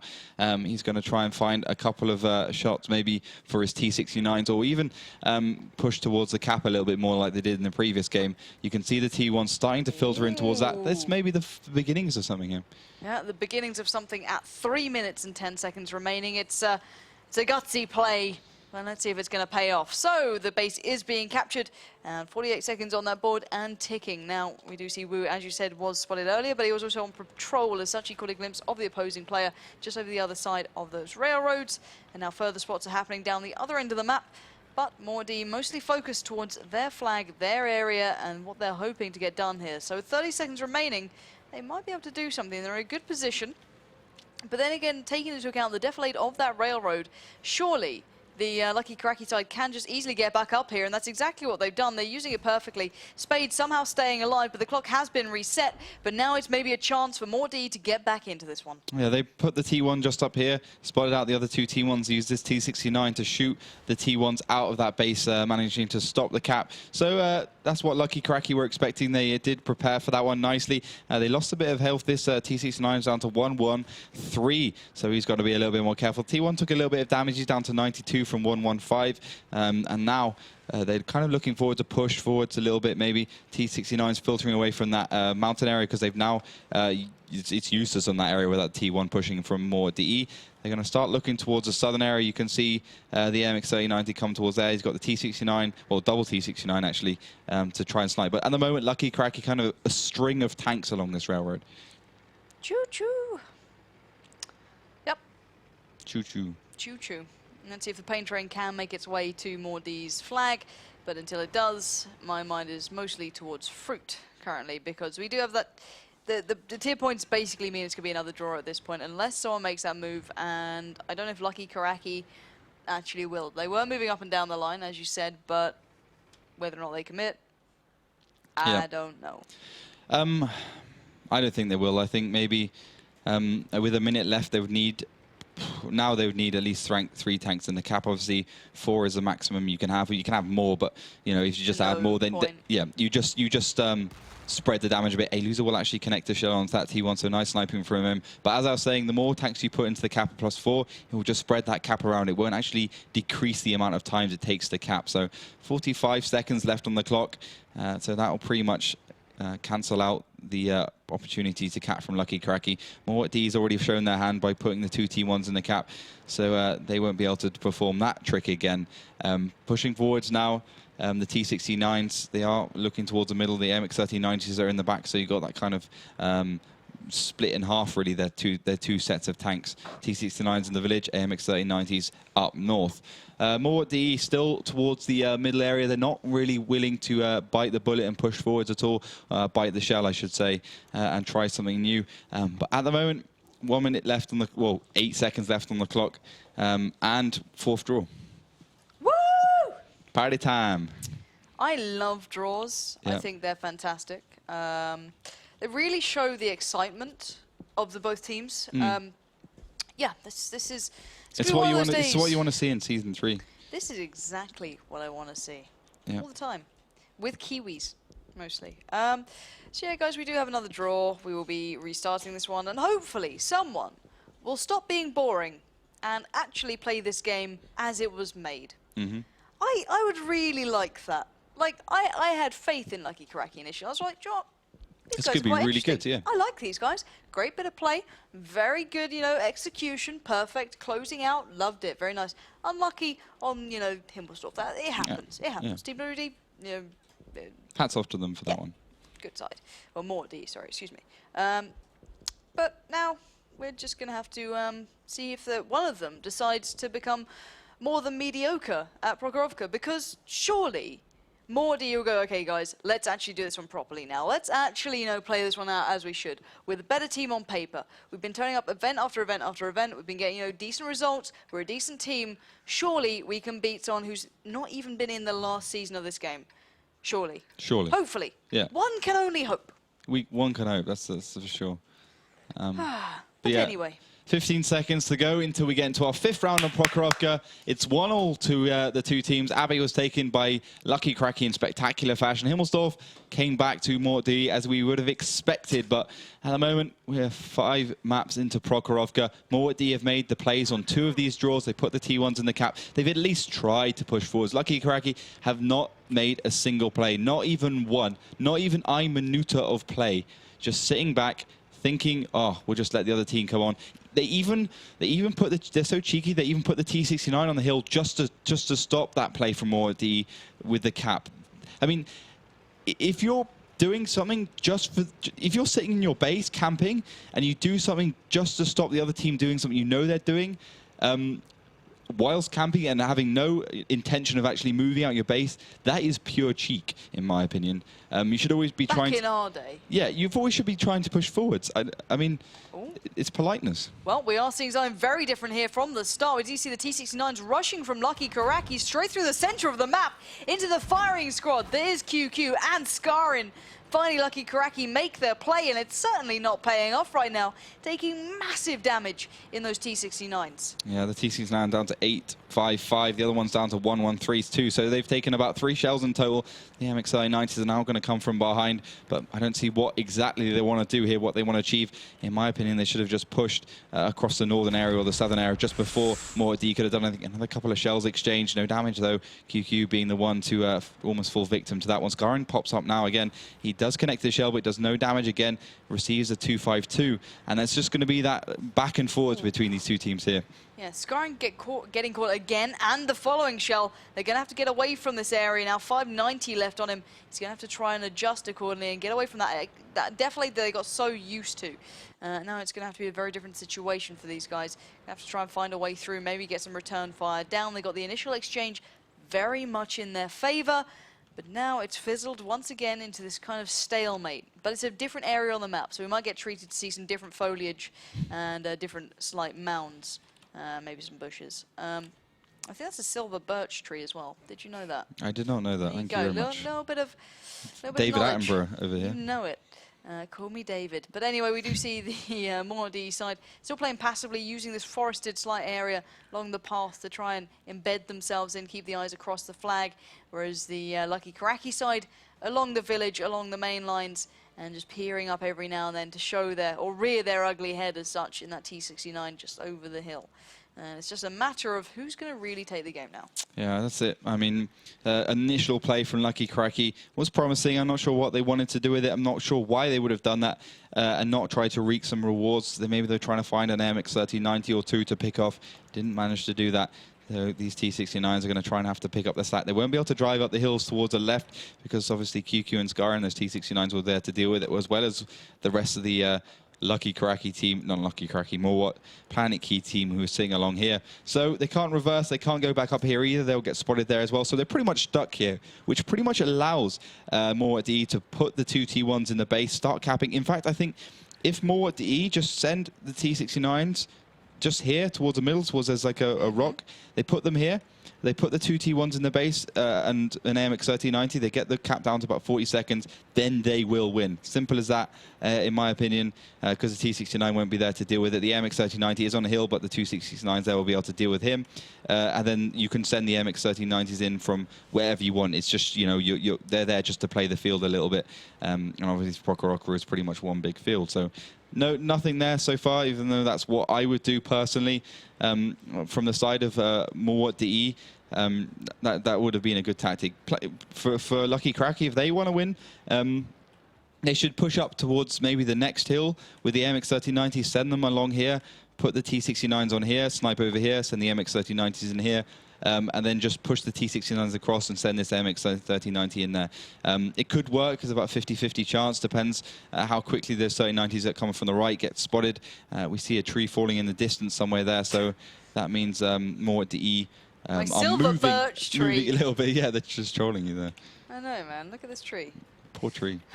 But QQ reaping the benefits somehow. He got the attention of that T69 just 2 hills away, knocking it down to 886. And we do see finally moreWot just evening out that HP advantage. But I'm going to go back to my tree here. Do you know what? It's called a silver birch because the silvery paper you can peel off its bark. It's really cool. I used to have them in forests around me as a child. Oh, wow. Yeah. Yeah. Yeah, it's really, Cool. really nice. It's fantastic. We do see Wu now joining those T69s. Just flying around. He's just chilling like a villain. A bit of a spot coming out onto the 1390. Fire coming across the map. Not doing too much though. Not actually getting any sort of connection. Tier 1's falling down, but doesn't really make many odds. Yeah, that doesn't make any odds at all. Still 7 points to go until Lucky Kuraki could take this one. They are 1 up at the moment for taking down the only Neo in the T1, so not good stuff at all. You would have expected Lucky Kuraki to take that T1 advantage and maybe push in. But yeah, that's not going to happen. But we can talk a little bit about the mechanics being used. Can we? We can talk. Can we, Oliver? We can. I'll talk. I'll talk Okay. about it. I like talking about it. I like my own voice. That's At why least we're someone does. casters. Oh, big plays. Yeah, these bushes here provide anywhere from about 20 to 40% camouflage. Probably more towards that 40%. You can see how dense they are. They're pretty much just like a mesh. I don't think bushes like that exist in real life, to be honest. But yeah, they provide about 40% camouflage. Obviously, if you shoot, then all the bushes around you within a 50-meter radius cancelled out in terms of camouflage. That's why you want to sit behind a bush by 15 meters, Yep. make the shot, and then you can push forwards and get behind that bush again, because otherwise, well, there's no point. You get spotted anyway. So that's a little bit of a tip of the day from your pro player, Laughter, just helping you out. So don't say that I don't do it. But yeah, that could help as well. Nice guy, Nice guy, Ollie. So yeah, any questions you have for him as well, do make sure you get them through to me. He has ridiculous amounts of knowledge. When I first started casting this game, he literally was like the encyclopedia of World of Tanks. He knows just about everything, even why Tier 1s are played. Yeah, I know. But Strange no, that. Might be because I get asked it like a million times a day. Yeah, who would have thought it, right? But no, honestly, if you do have any questions in regards to certain plays and why they play out a certain way, what tactics actually happen and why they happen, do make sure you get your questions through to Melly. She's currently just chilling in her chair. If we can get a picture, I'd send it to you guys. Do not fear. But guys out in Twitch chat, do get your questions through on Twitter, on Facebook, any social media portal that you prefer. We handle all of them. We like all of the social media platforms. Is there any others? No. None that matter. And that's the important part. You can send us a letter in the post if you want. I would love you guys send us a letter. I would love a letter. Actually, no. If you Google Turtle Entertainment, the address is on there. If any of you send us a letter in regards to your favourite fruit, hopefully not with the fruit attached, because that would not wouldn't go down well. Yeah, maybe a picture. A picture of your favourite fruit. I have this. I envision like some dirty pictures coming through to yourself with just like apples and bananas everywhere. I'm a little bit worried about that. Right. But hopefully they'll be PG-13, guys. I'm hoping that you have some class. Do send them to us. I think it's awesome. Yeah. And if you do the fan art as well for Melly, and you do get your pictures done, feel free to send them through to us what you can do is you can send complimentary baskets of fruit. So if you just send a basket big of fruit, fan of that. if you just send a big basket of fruit to Turtle Entertainment in Cologne, me and Lauren will tuck into that like nothing else. It would be decimated within a few seconds. Unless it's citrus. And Melly, unless it's citrus. Yeah, she's a little bit. We'll give her the apples or the kiwis or whatever. I think kiwis got citrus in it. No. Kiwis are mine, man. Get off my kiwis. But anyway, we are seeing a Tier 1 venturing across the field. And let's have a look at the David and Goliath battle that may be going down. Fantastically dodging one shell that landed just behind him as now he cowers into the bushes and tries to stay alive. And this is what I'm brought down to at times when Tier 1s are my excitement. And really, that's about it. There's 1 minute 27 on the board. There's no reason why either side is going to push in. None of them got the initial advantage. There was a good HP exchange, but that's it. That was all that happened. Yep. And no one wants to lose this one, even though it's not even the defining map. That's the worrying part. This is just, your standard kind of middle-of-the-road map here. This can obviously give you a great advantage, but it's certainly not the be-all and end-all.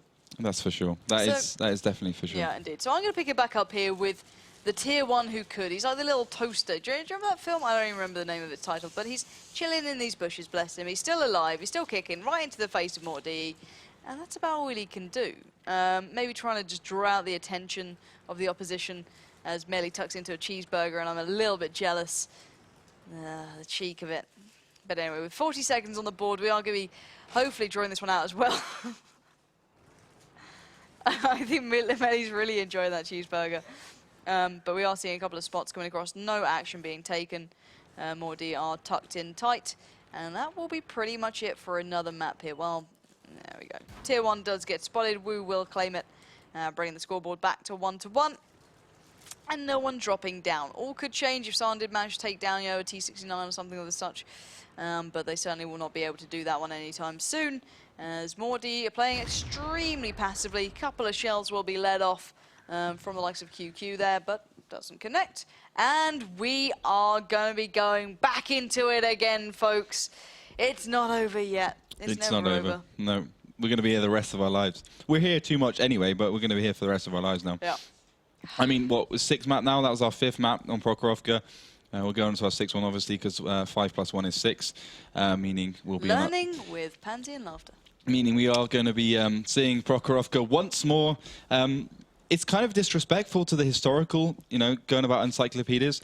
It is kind of disrespectful to the historical relevance of this map. Obviously, Prokhorovka was the staging area for the biggest tank battle in history, where the Germans tried to force their way onto the Russian flank.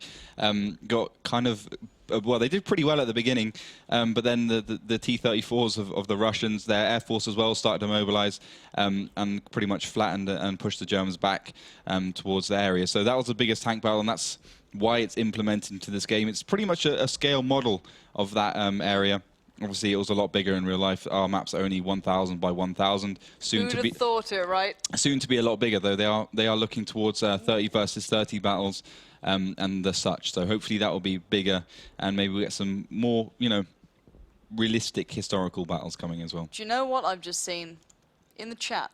They just said last time we played against this side, we drew 7 times. 7. As if this wasn't enough, folks. We're on our 6th one, so they were going to be on to break a record. Yeah, they could be. But it's all refreshed, all restarted, and guys, save me. Talk to me in chat. Let me know how you're feeling about this one. Who do you want to win here? Because it's a battle of sheer will now. I am praying that one of these do edge ahead and just somehow clinch his victory really quickly, because the producer just left the room. I hope that someone does it so quickly that he'll be in trouble. Yeah. But anyway, we are going to dive into this one. Let's have a little look here. What we're going to see straight off the bat, I'm going to get super excited because I feel I've been lacking. So every little thing she does is magic, is what I now have stuck in my head. But actually, every little thing counts in this. So we do see moreD starting the exact same way.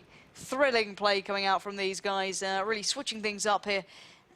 Wu doing exactly what he did before, leading the way in that 1390, going to sweep forward, trying to get that early peak. Obviously not going to happen because Lucky Kuraki are not here, whereas now QQ and Skari and those T69s will be joining just into the depression in the defilade and try and play it down properly using the armor and everything to the T69 that makes it possible to do this. So, now, surely with knowing this area is completely unoccupied by the opposition, the eyes will be towards the village. Now, where are your team? The whole team is all towards the village. Every single tank in their team is just around there. The T69 sitting there, we obviously got 3 of them from Lucky Kuraki, double AMX 3090s to back those up, and obviously there's TT1s.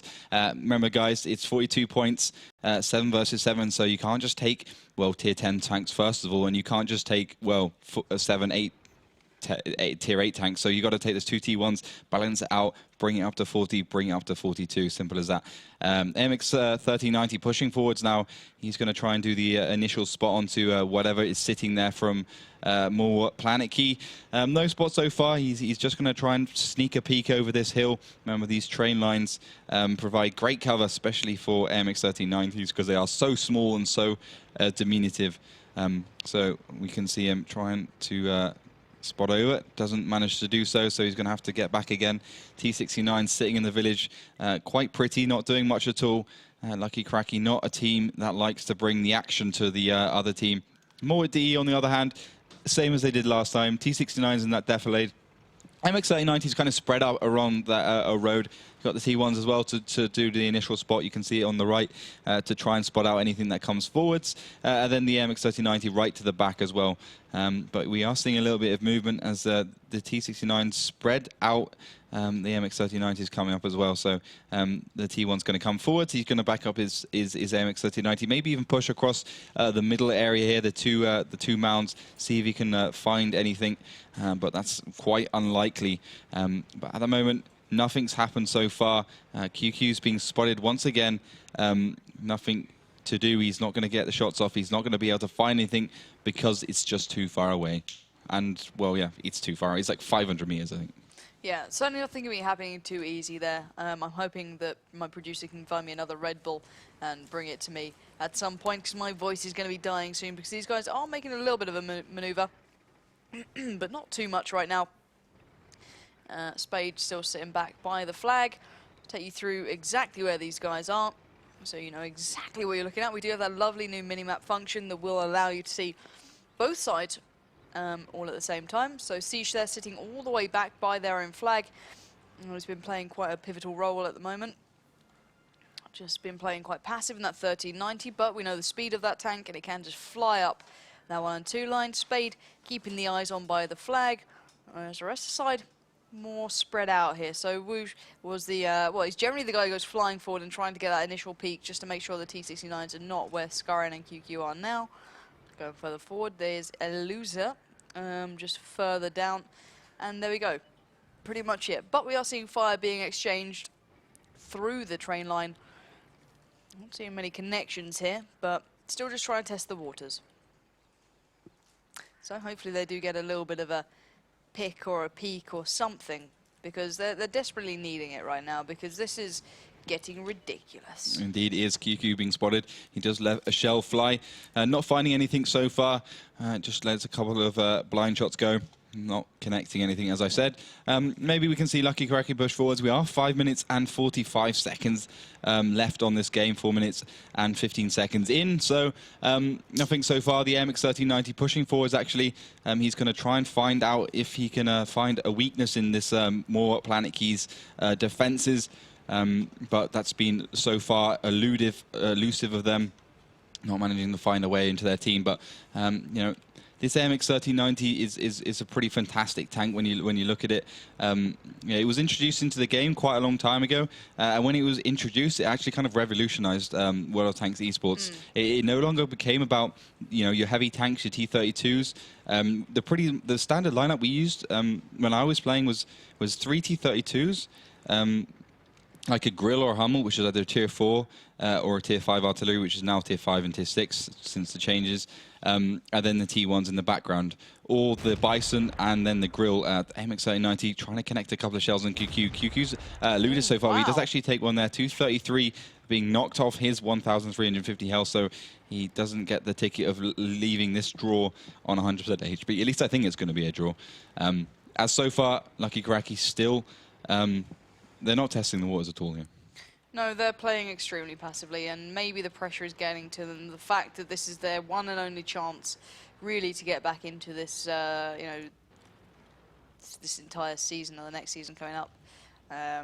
But they need to take the initiative now. They've got to do something here, because it's all very good and well making it to this point, but if they make nothing happen from it, there's a lot more deserving teams out there who've worked very hard, and if they just play passively, and it's not really giving us a display of their skill and ability, and well, it's allowing moreD just to do the same back to them, and it's a shame. I wanted to see a lot more from these guys. I saw them a lot in the first season. I thought they did very well. I saw, you know, a little bit here and there of their plays and certain members in their teams. I was like, okay, these guys look pretty good. These guys look, you know, pretty viable to go forward. But right now, it just seems as though they're playing more passively than the first game we saw, and after such a blistering start, it's a real shame to see. I don't know what could really change it up here. I've got to ask you the question, though, because it's surely in my mind as well.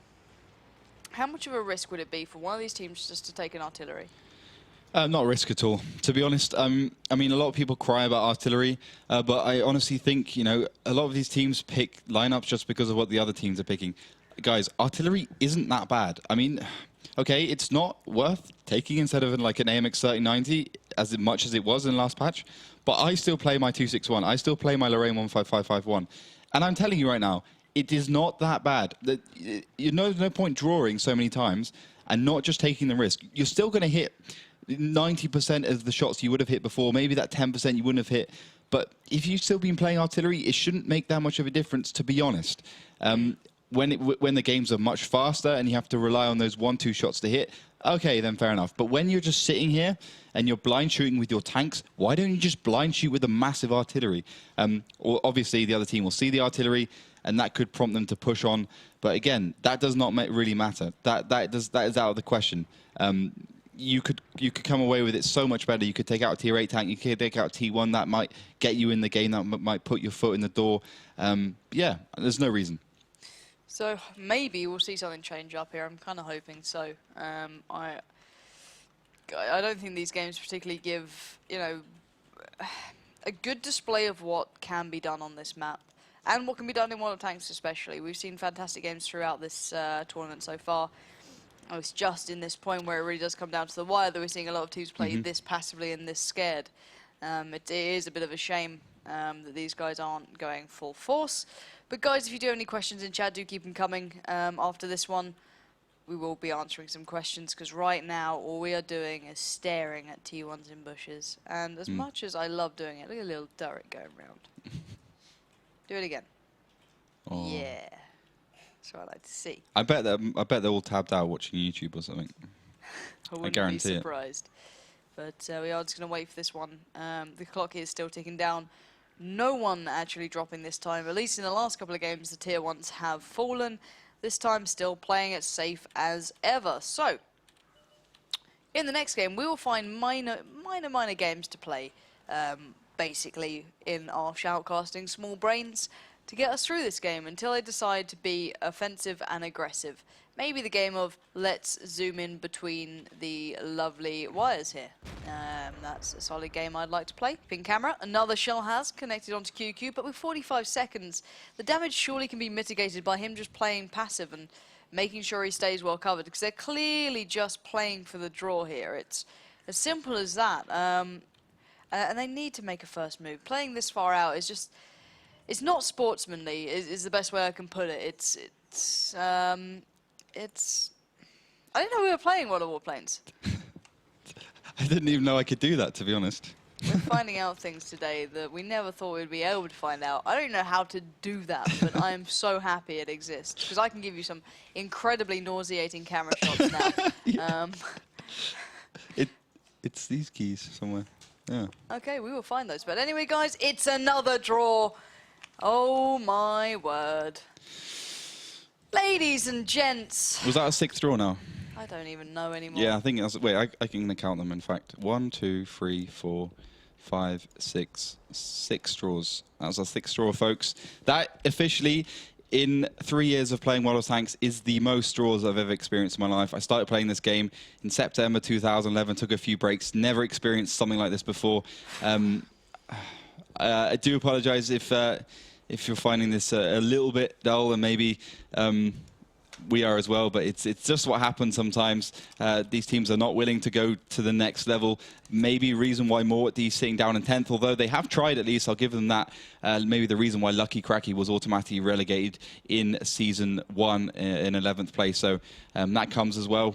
We're going to be moving on to our 7th map, which surprisingly enough, guys, will be Prokhorovka, the Russian dream field. Looking forward to it. Well, I'm so pumped for this. I'm super excited. Like, yeah. Same. God, Melly is so excited as well. Like she is like bouncing out of the chair. She's like, oh my god, World of Tanks. Okay, she's not that excited. I lied, guys. She's having a great time. Look at that.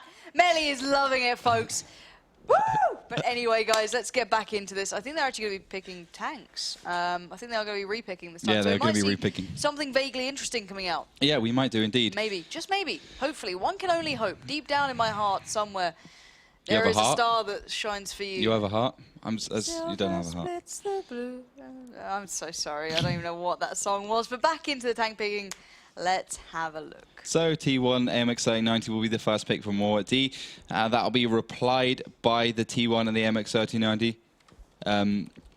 Yeah, but it doesn't look like Venom, our trusty admin, the great guy you see at offline events. He's the main guy, along with Matty, the head admin for World of Tanks.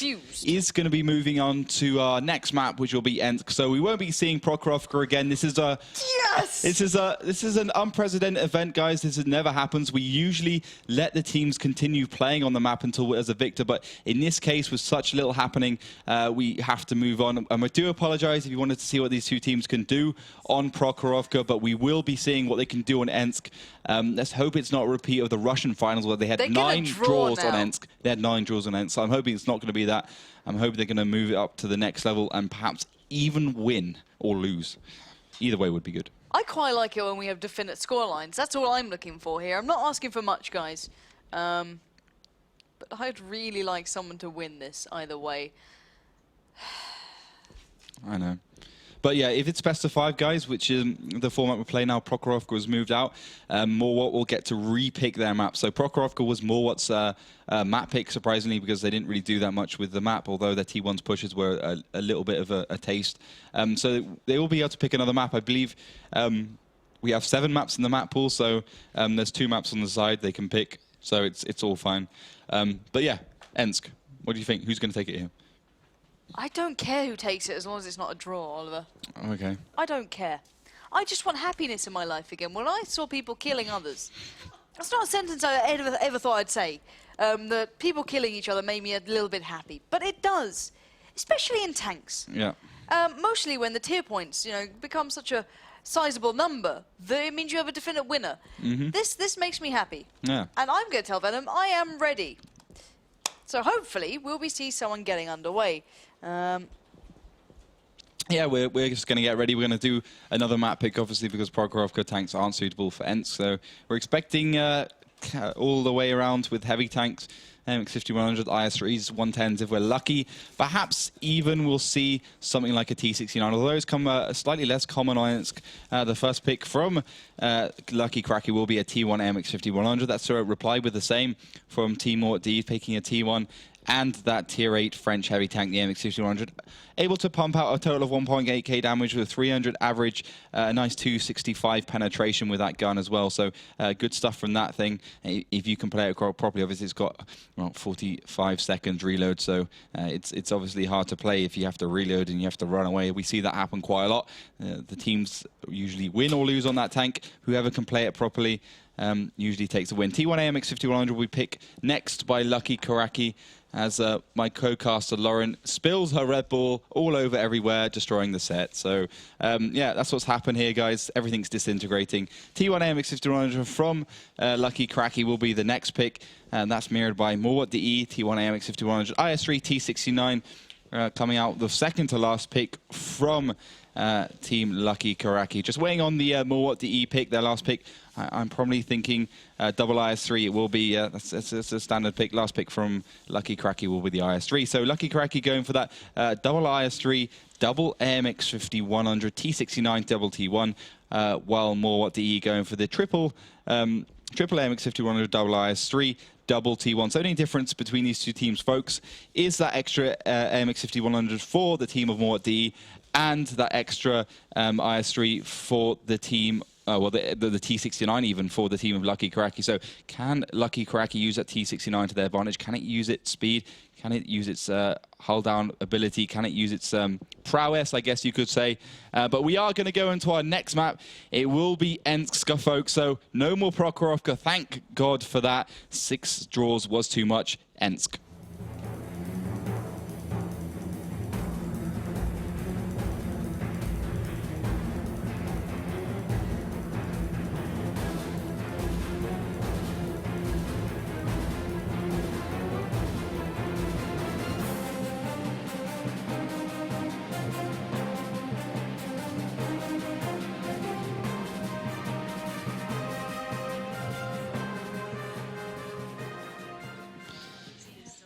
So, folks, we're here on Ensk.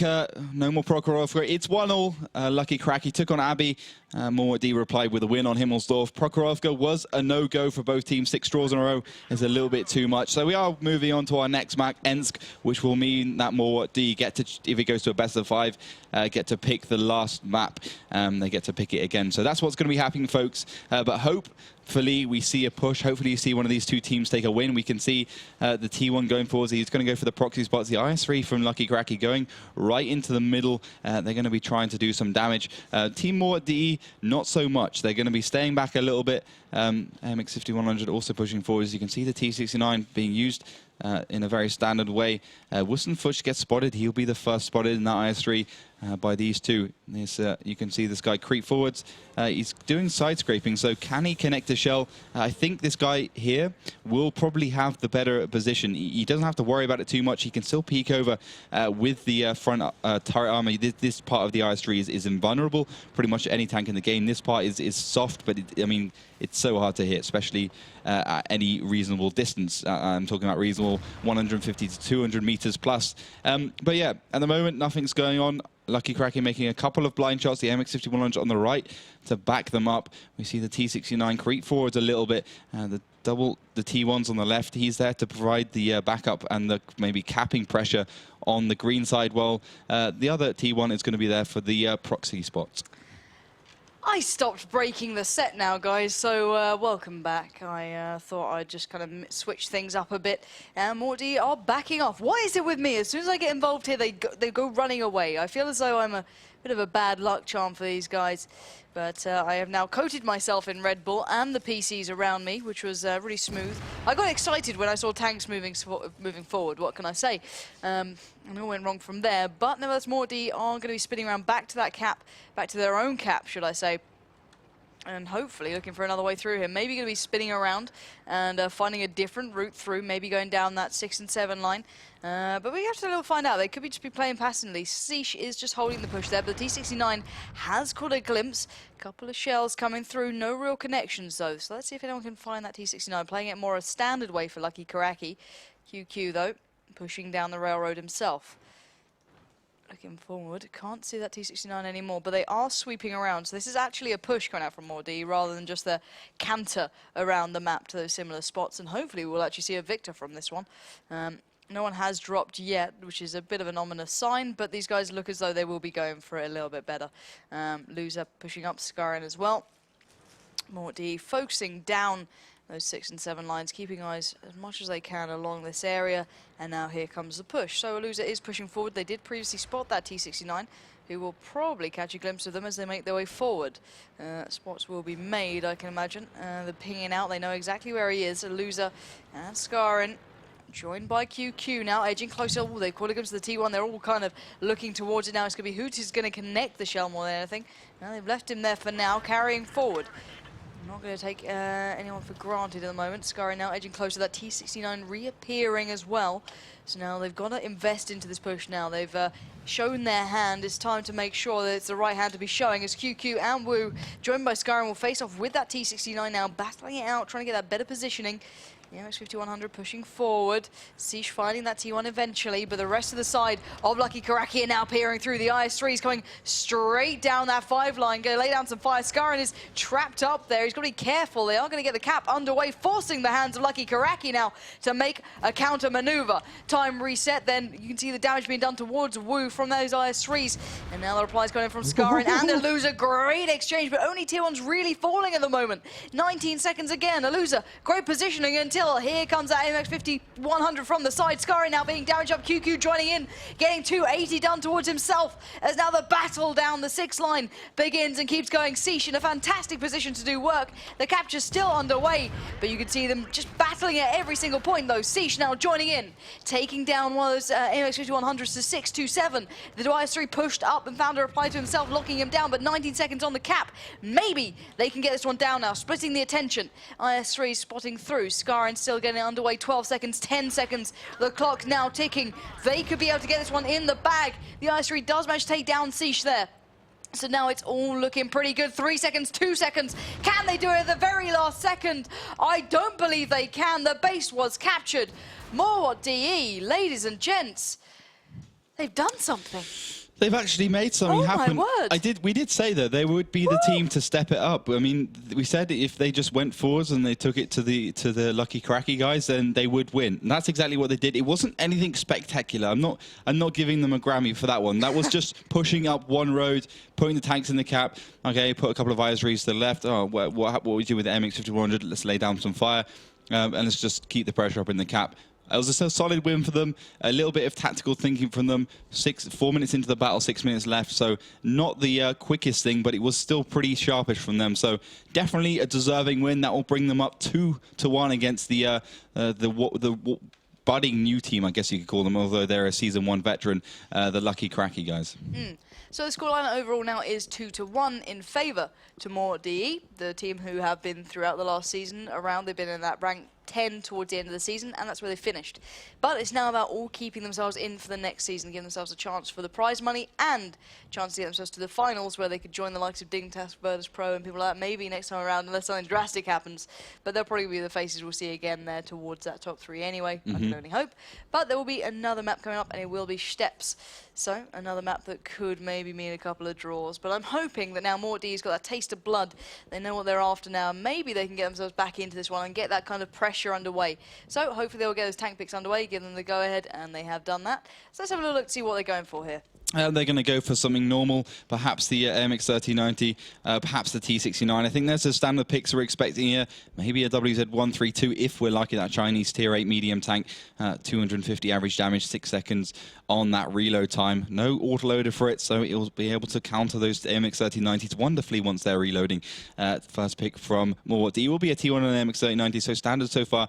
Not going for that Team WD thing. Well, perhaps going for that Team WD thing, which is the 5 MX-3090 line, which didn't work so well, to be honest. They didn't manage to take out a win there, although they did end up winning. So GG to them.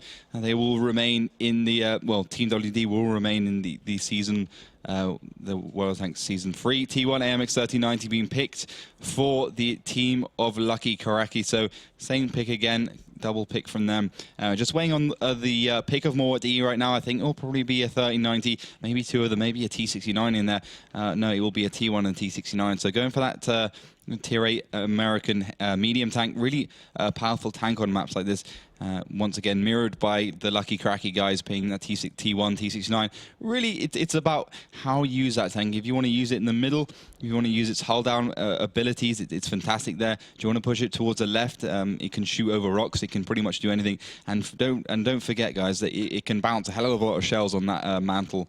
MX-1390 T69 will be the pick from moreWot. Replied again once by the Lucky Kuraki guys. They'll be picking the same MX-1390 and T69. So on the tie of moreWot, we've got the triple MX-1390, double T69, double T1. So that's pretty good stuff for them. Last pick from moreWot will be the MX-1390, and the last pick from the team of Lucky Kuraki will be a T69. So they're going for that triple T69, double MX-1390, while moreWot going for the triple MX-1390, the 2 T69s and the 2 T1s.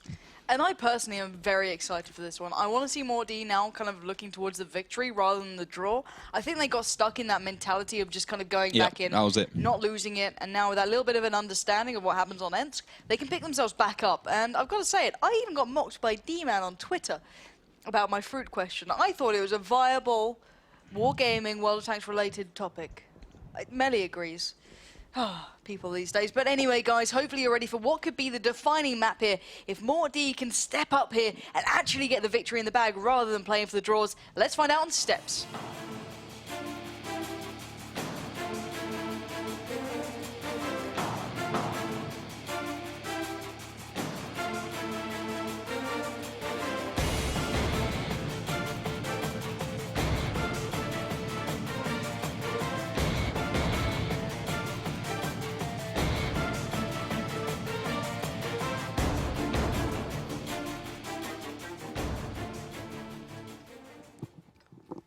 So welcome back into the action, folks.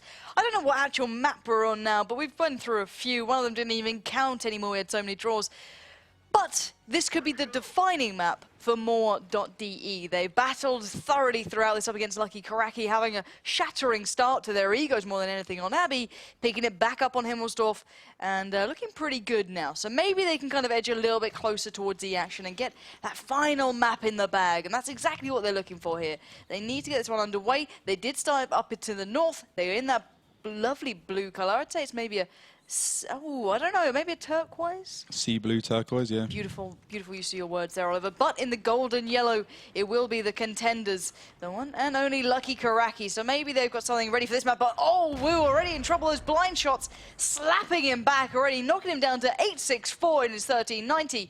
And that's not normally what we see here, but it's certainly a great start for Lucky Kuraki. Yeah, it certainly is. But Lucky Kuraki are playing a bit of an unusual tactic. designed exactly for that task, finding the couple of shots at the beginning, getting the AMX 1390 caught out. They're sending the two T69s in their base, the T21s on the left and right, the MX 1390 in the front. That will be the these two guys right here. And then they got the T69 and the two T1s just flanking up there. You can see on the minimap they kind of got like a box with the two sides on each. So it's kind of a good little tactic for them. Will it work? That is a question. I don't think it will. I think a more dynamic play from moreWot is definitely the way you should be playing this map. Yeah, we're going to have to find out if they can actually do that, though. Let's have a little look here, as you said, see what's going down. Loser and Siege pushing quite far up down the 9 and 0 line there in those 1390s. WoT joining as well. The man who got tagged up pretty early on, actually, so he's going to be leading the charge, it seems, as the spearhead as such.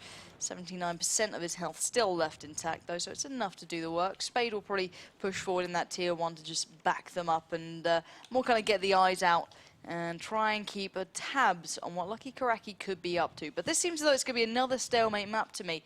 They look very kind of stuck in their ways here. I'm a little bit worried. Yeah, I'm a little bit worried as well, to be honest.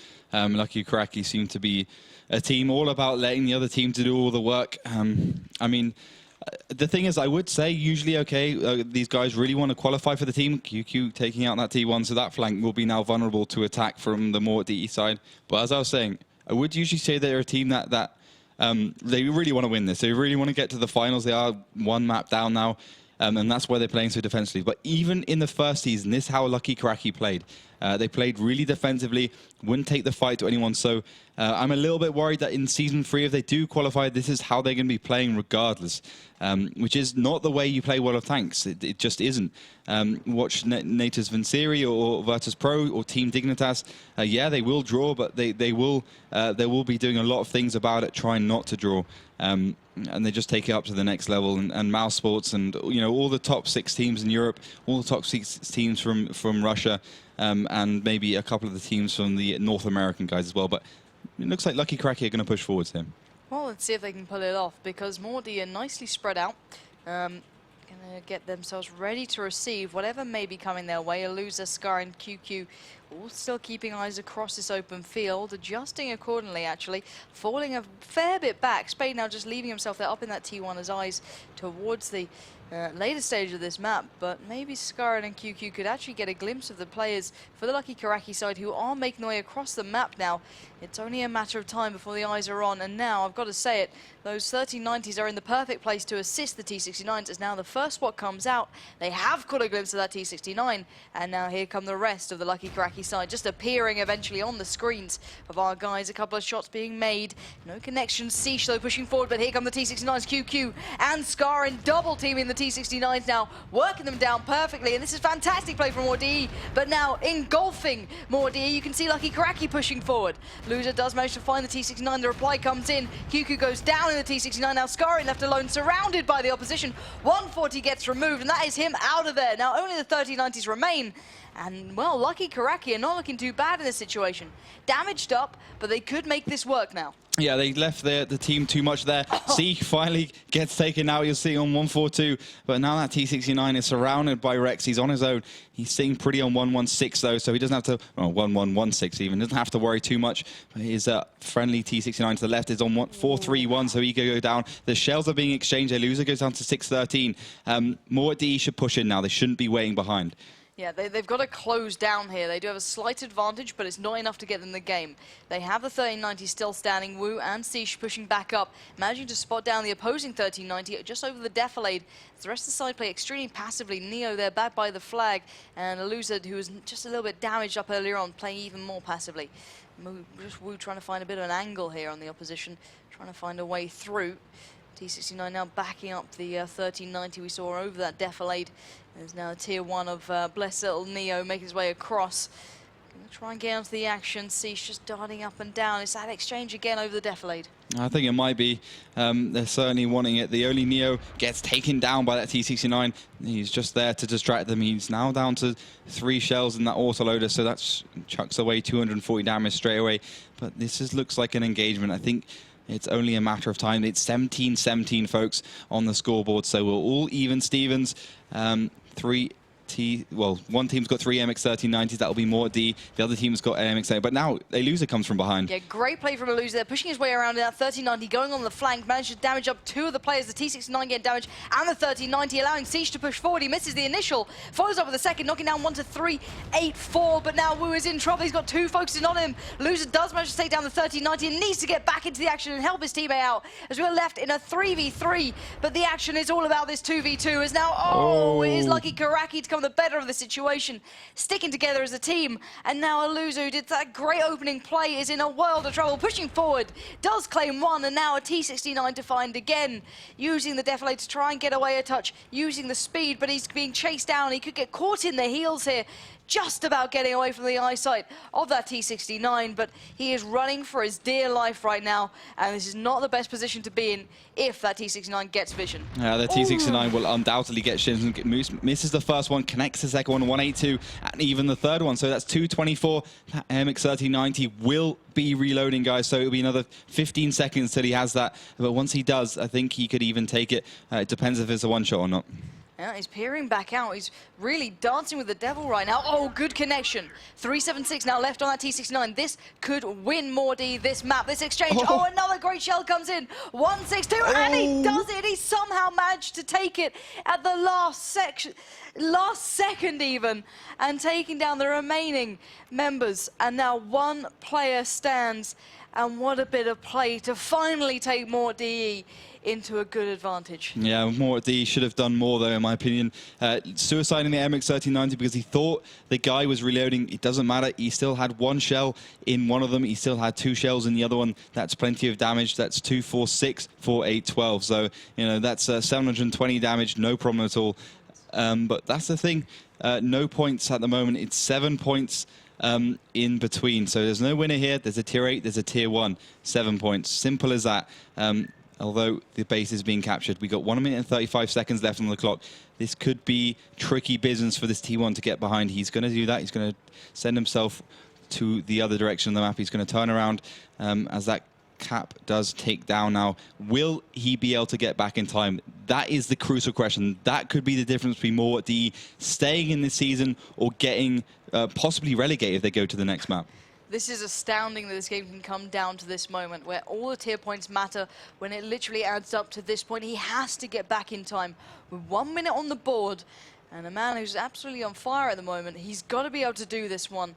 Let's see if he can save his team right now. Making his way straight down the center of this map, down that 4 and 5 line. The clock's still ticking. 50 seconds to go. Can he get back here? Just edging closer. You can see that loser is still just keeping his eyes on, scouring the skyline for any sort of pixel out of place that he could pick up here. 35 seconds now. You can see the T1 is getting closer. He needs to time this perfectly to allow enough time for the clock to tick down, but to deny the cap. Here we go. He's getting so close now. He's just got to land 1 shell to reset that timer and not die. And now you can see loser is just waiting. Clock still ticking. 15 seconds. This could be the defining moment for both of these teams. It could keep lucky Kuraki in this, or it could be their undoing. So here we go, making his move forward now. He has spotted the opposition. 5 seconds left on the board. He's missed one of the shots, and oh, he goes down anyway. GG's are said. And moreWot really bringing that right down to the wire, quite literally. And sadly, lucky Kuraki just couldn't do it when it mattered. And well, moreWot is going to be staying around. They're going to be hanging around, guys, for Season 3. So congratulations to those guys. Well done for Season 3. Oranges all round. Exactly. Oranges, kiwis, bananas, whatever floats your boat. Fruit baskets everywhere. Please, fruit baskets. I'm being serious about that. I really want a fruit basket. I've never had one of those in my life, so please. But yeah, moreWot are staying in this season. Unfortunately, lucky Kuraki try again next season maybe. Let's hope that they can improve as a team. They can move forwards. They can, you know, perhaps be a little bit more dynamic. Although they did push forwards on steps, and they did quite well at the beginning. I mean, they got themselves ahead, but then individually, each player made mistakes, and that's the problem. When you add all those little mistakes up, it ended up losing them. That eventually, well, it kicked them out of the season. So, commiserations, guys. Hopefully see you and go for it. Yeah, exactly. Don't go anywhere. I want to see them back again. I want to see what we saw on Abby now on every map when they come back into this one. That's what I want to see from them. If they can stick together and play as a collective, that would be fantastic. But guys, let's have a little update from the social media in general as well, because the show's come into a close and we're getting very close to the finals, but I want to know your predictions towards that, because that game was absolutely everywhere. There was ups, there was downs, there was some incredible clutch moments. And I don't know if any of you got it right, and if any of you got those awesome bonus codes, any good questions that came through. So let me hand you over to the lady who knows exactly how to bring you all the action. It is the one and only Melly. How are we doing, my dear? I know who did this to us. Who? I ran over to the WCS studios in the break, and I talked to Paul Red Eye Shaloner, and he asked me which matchup is the second, and I told him, and he was like, "Oh, Lucky Kuraki, this is going to be a fast one." Thank It's you, like the Paul. Red Eye Travel Curse has just joined so us much. here. Yeah. Dear God. I just wanted to say that. Well, predictions. Loads of comments, loads of discussion in the chat. It was fun to see what you're writing. One of my favorite tweets is something like, "I see people go crazy on TV. That's amazing," or something like that. I will just give you the exact tweet later on. But, well, at first, Massa and Rodrigo, congratulations. You were one of the few guessing that score right, sorry. And, yeah, the overall prediction of the community was pretty balanced. So Oh, wow. we had everything from 3-0 to 3-2. But I guess nobody predicted a 7-map draw. Yeah, it's a hard one to predict there, to be fair. And were there any questions for us? Of course. I picked out a few. Well, to the annoy laughter section. Oh, okay. It's a perfect time to annoy me. Wonderful. I know. Perfect time. I know. Team Jacob or Team Cullen? I don't even know what that means. So Oh, come Liar. on. He is lying so badly. You live basically in the Team internet. Edward. You have to know. huh? Is it something to do with what is that? Is that a TV series about vampires? That film with the vampires that's I've it, never yeah. watched. I love Bella. She's amazing. My name's Oliver. Only vampire movie He I like. dresses up like Edward and walks around the office with glitter on his face. Well, It's I'm really going to get cute. you a picture of that, I promise. no. There's one good vampire movie I like. It's called The Little Vampire. I think it was when it was my favorite movie. Was about 10 years old. That is a good movie. Go and watch that. Get yourself that one. It's fantastic. Better than Edward versus Cullen or whatever that is. Any more? Any more annoying questions? Anything else? No? Any more annoying questions? Wow. Well, we have a serious one. Oh. Poor laughter in brackets. If Wargaming were to mix up the meta for the next season, what would you like to see change? It's quite a long list. It would be kind of I don't know. It would be spectator mode. It would be like 742. Yeah, it would be 742. It would be artillery back in the game. Not removing the T50-2, etc., etc. I think artillery would probably be the biggest thing for me, though. I really miss artillery. I think that added a lot to the game. Okay. What product does Laughter WT use in his hair? Unbelievable. Just for men. Soap. Just Yeah, for men. come on. soap. That's about it, pretty much. I don't shower that much, so Your hair it is just going a little bit grey as just well, sticks. to be fair. I'm done. What? You're making the grey jokes now. Fox. What strategy works better for low-tier games? Attack from the start or wait till you have an advantage and then attack? I guess the latter. It's not really about. There's no set thing you should be doing. You should just be playing, depending on the situation you're in. If you play the map as you would play it in a logical sense. You know, you go there if there's no one there. Push there if there's no one there. You know, get the balance. Get yourself organized. Don't push forward just because you think you have to push forward at the beginning of the map, or push forwards because you think you have an advantage. Do what's best for you, and then think about your team and etc. etc. That's pretty much it. Do you think matchmaking in random battles should take into account player stats to be more balanced? No. Straight off, no, because it doesn't work. Do you realize the amount of pressure it would put on the servers to do something? It would be unfeasible to do that. especially when you have like what 800,000 people online on the Russian server every night. You would need a server the size of a city. So no, I don't think that would be possible. You'd have to get everyone doing that on their clients, and that would just, from a technical standpoint, it doesn't make any sense. And there's a lot of game development issues. It would be the formula to work it out would be insane. So no. Okay.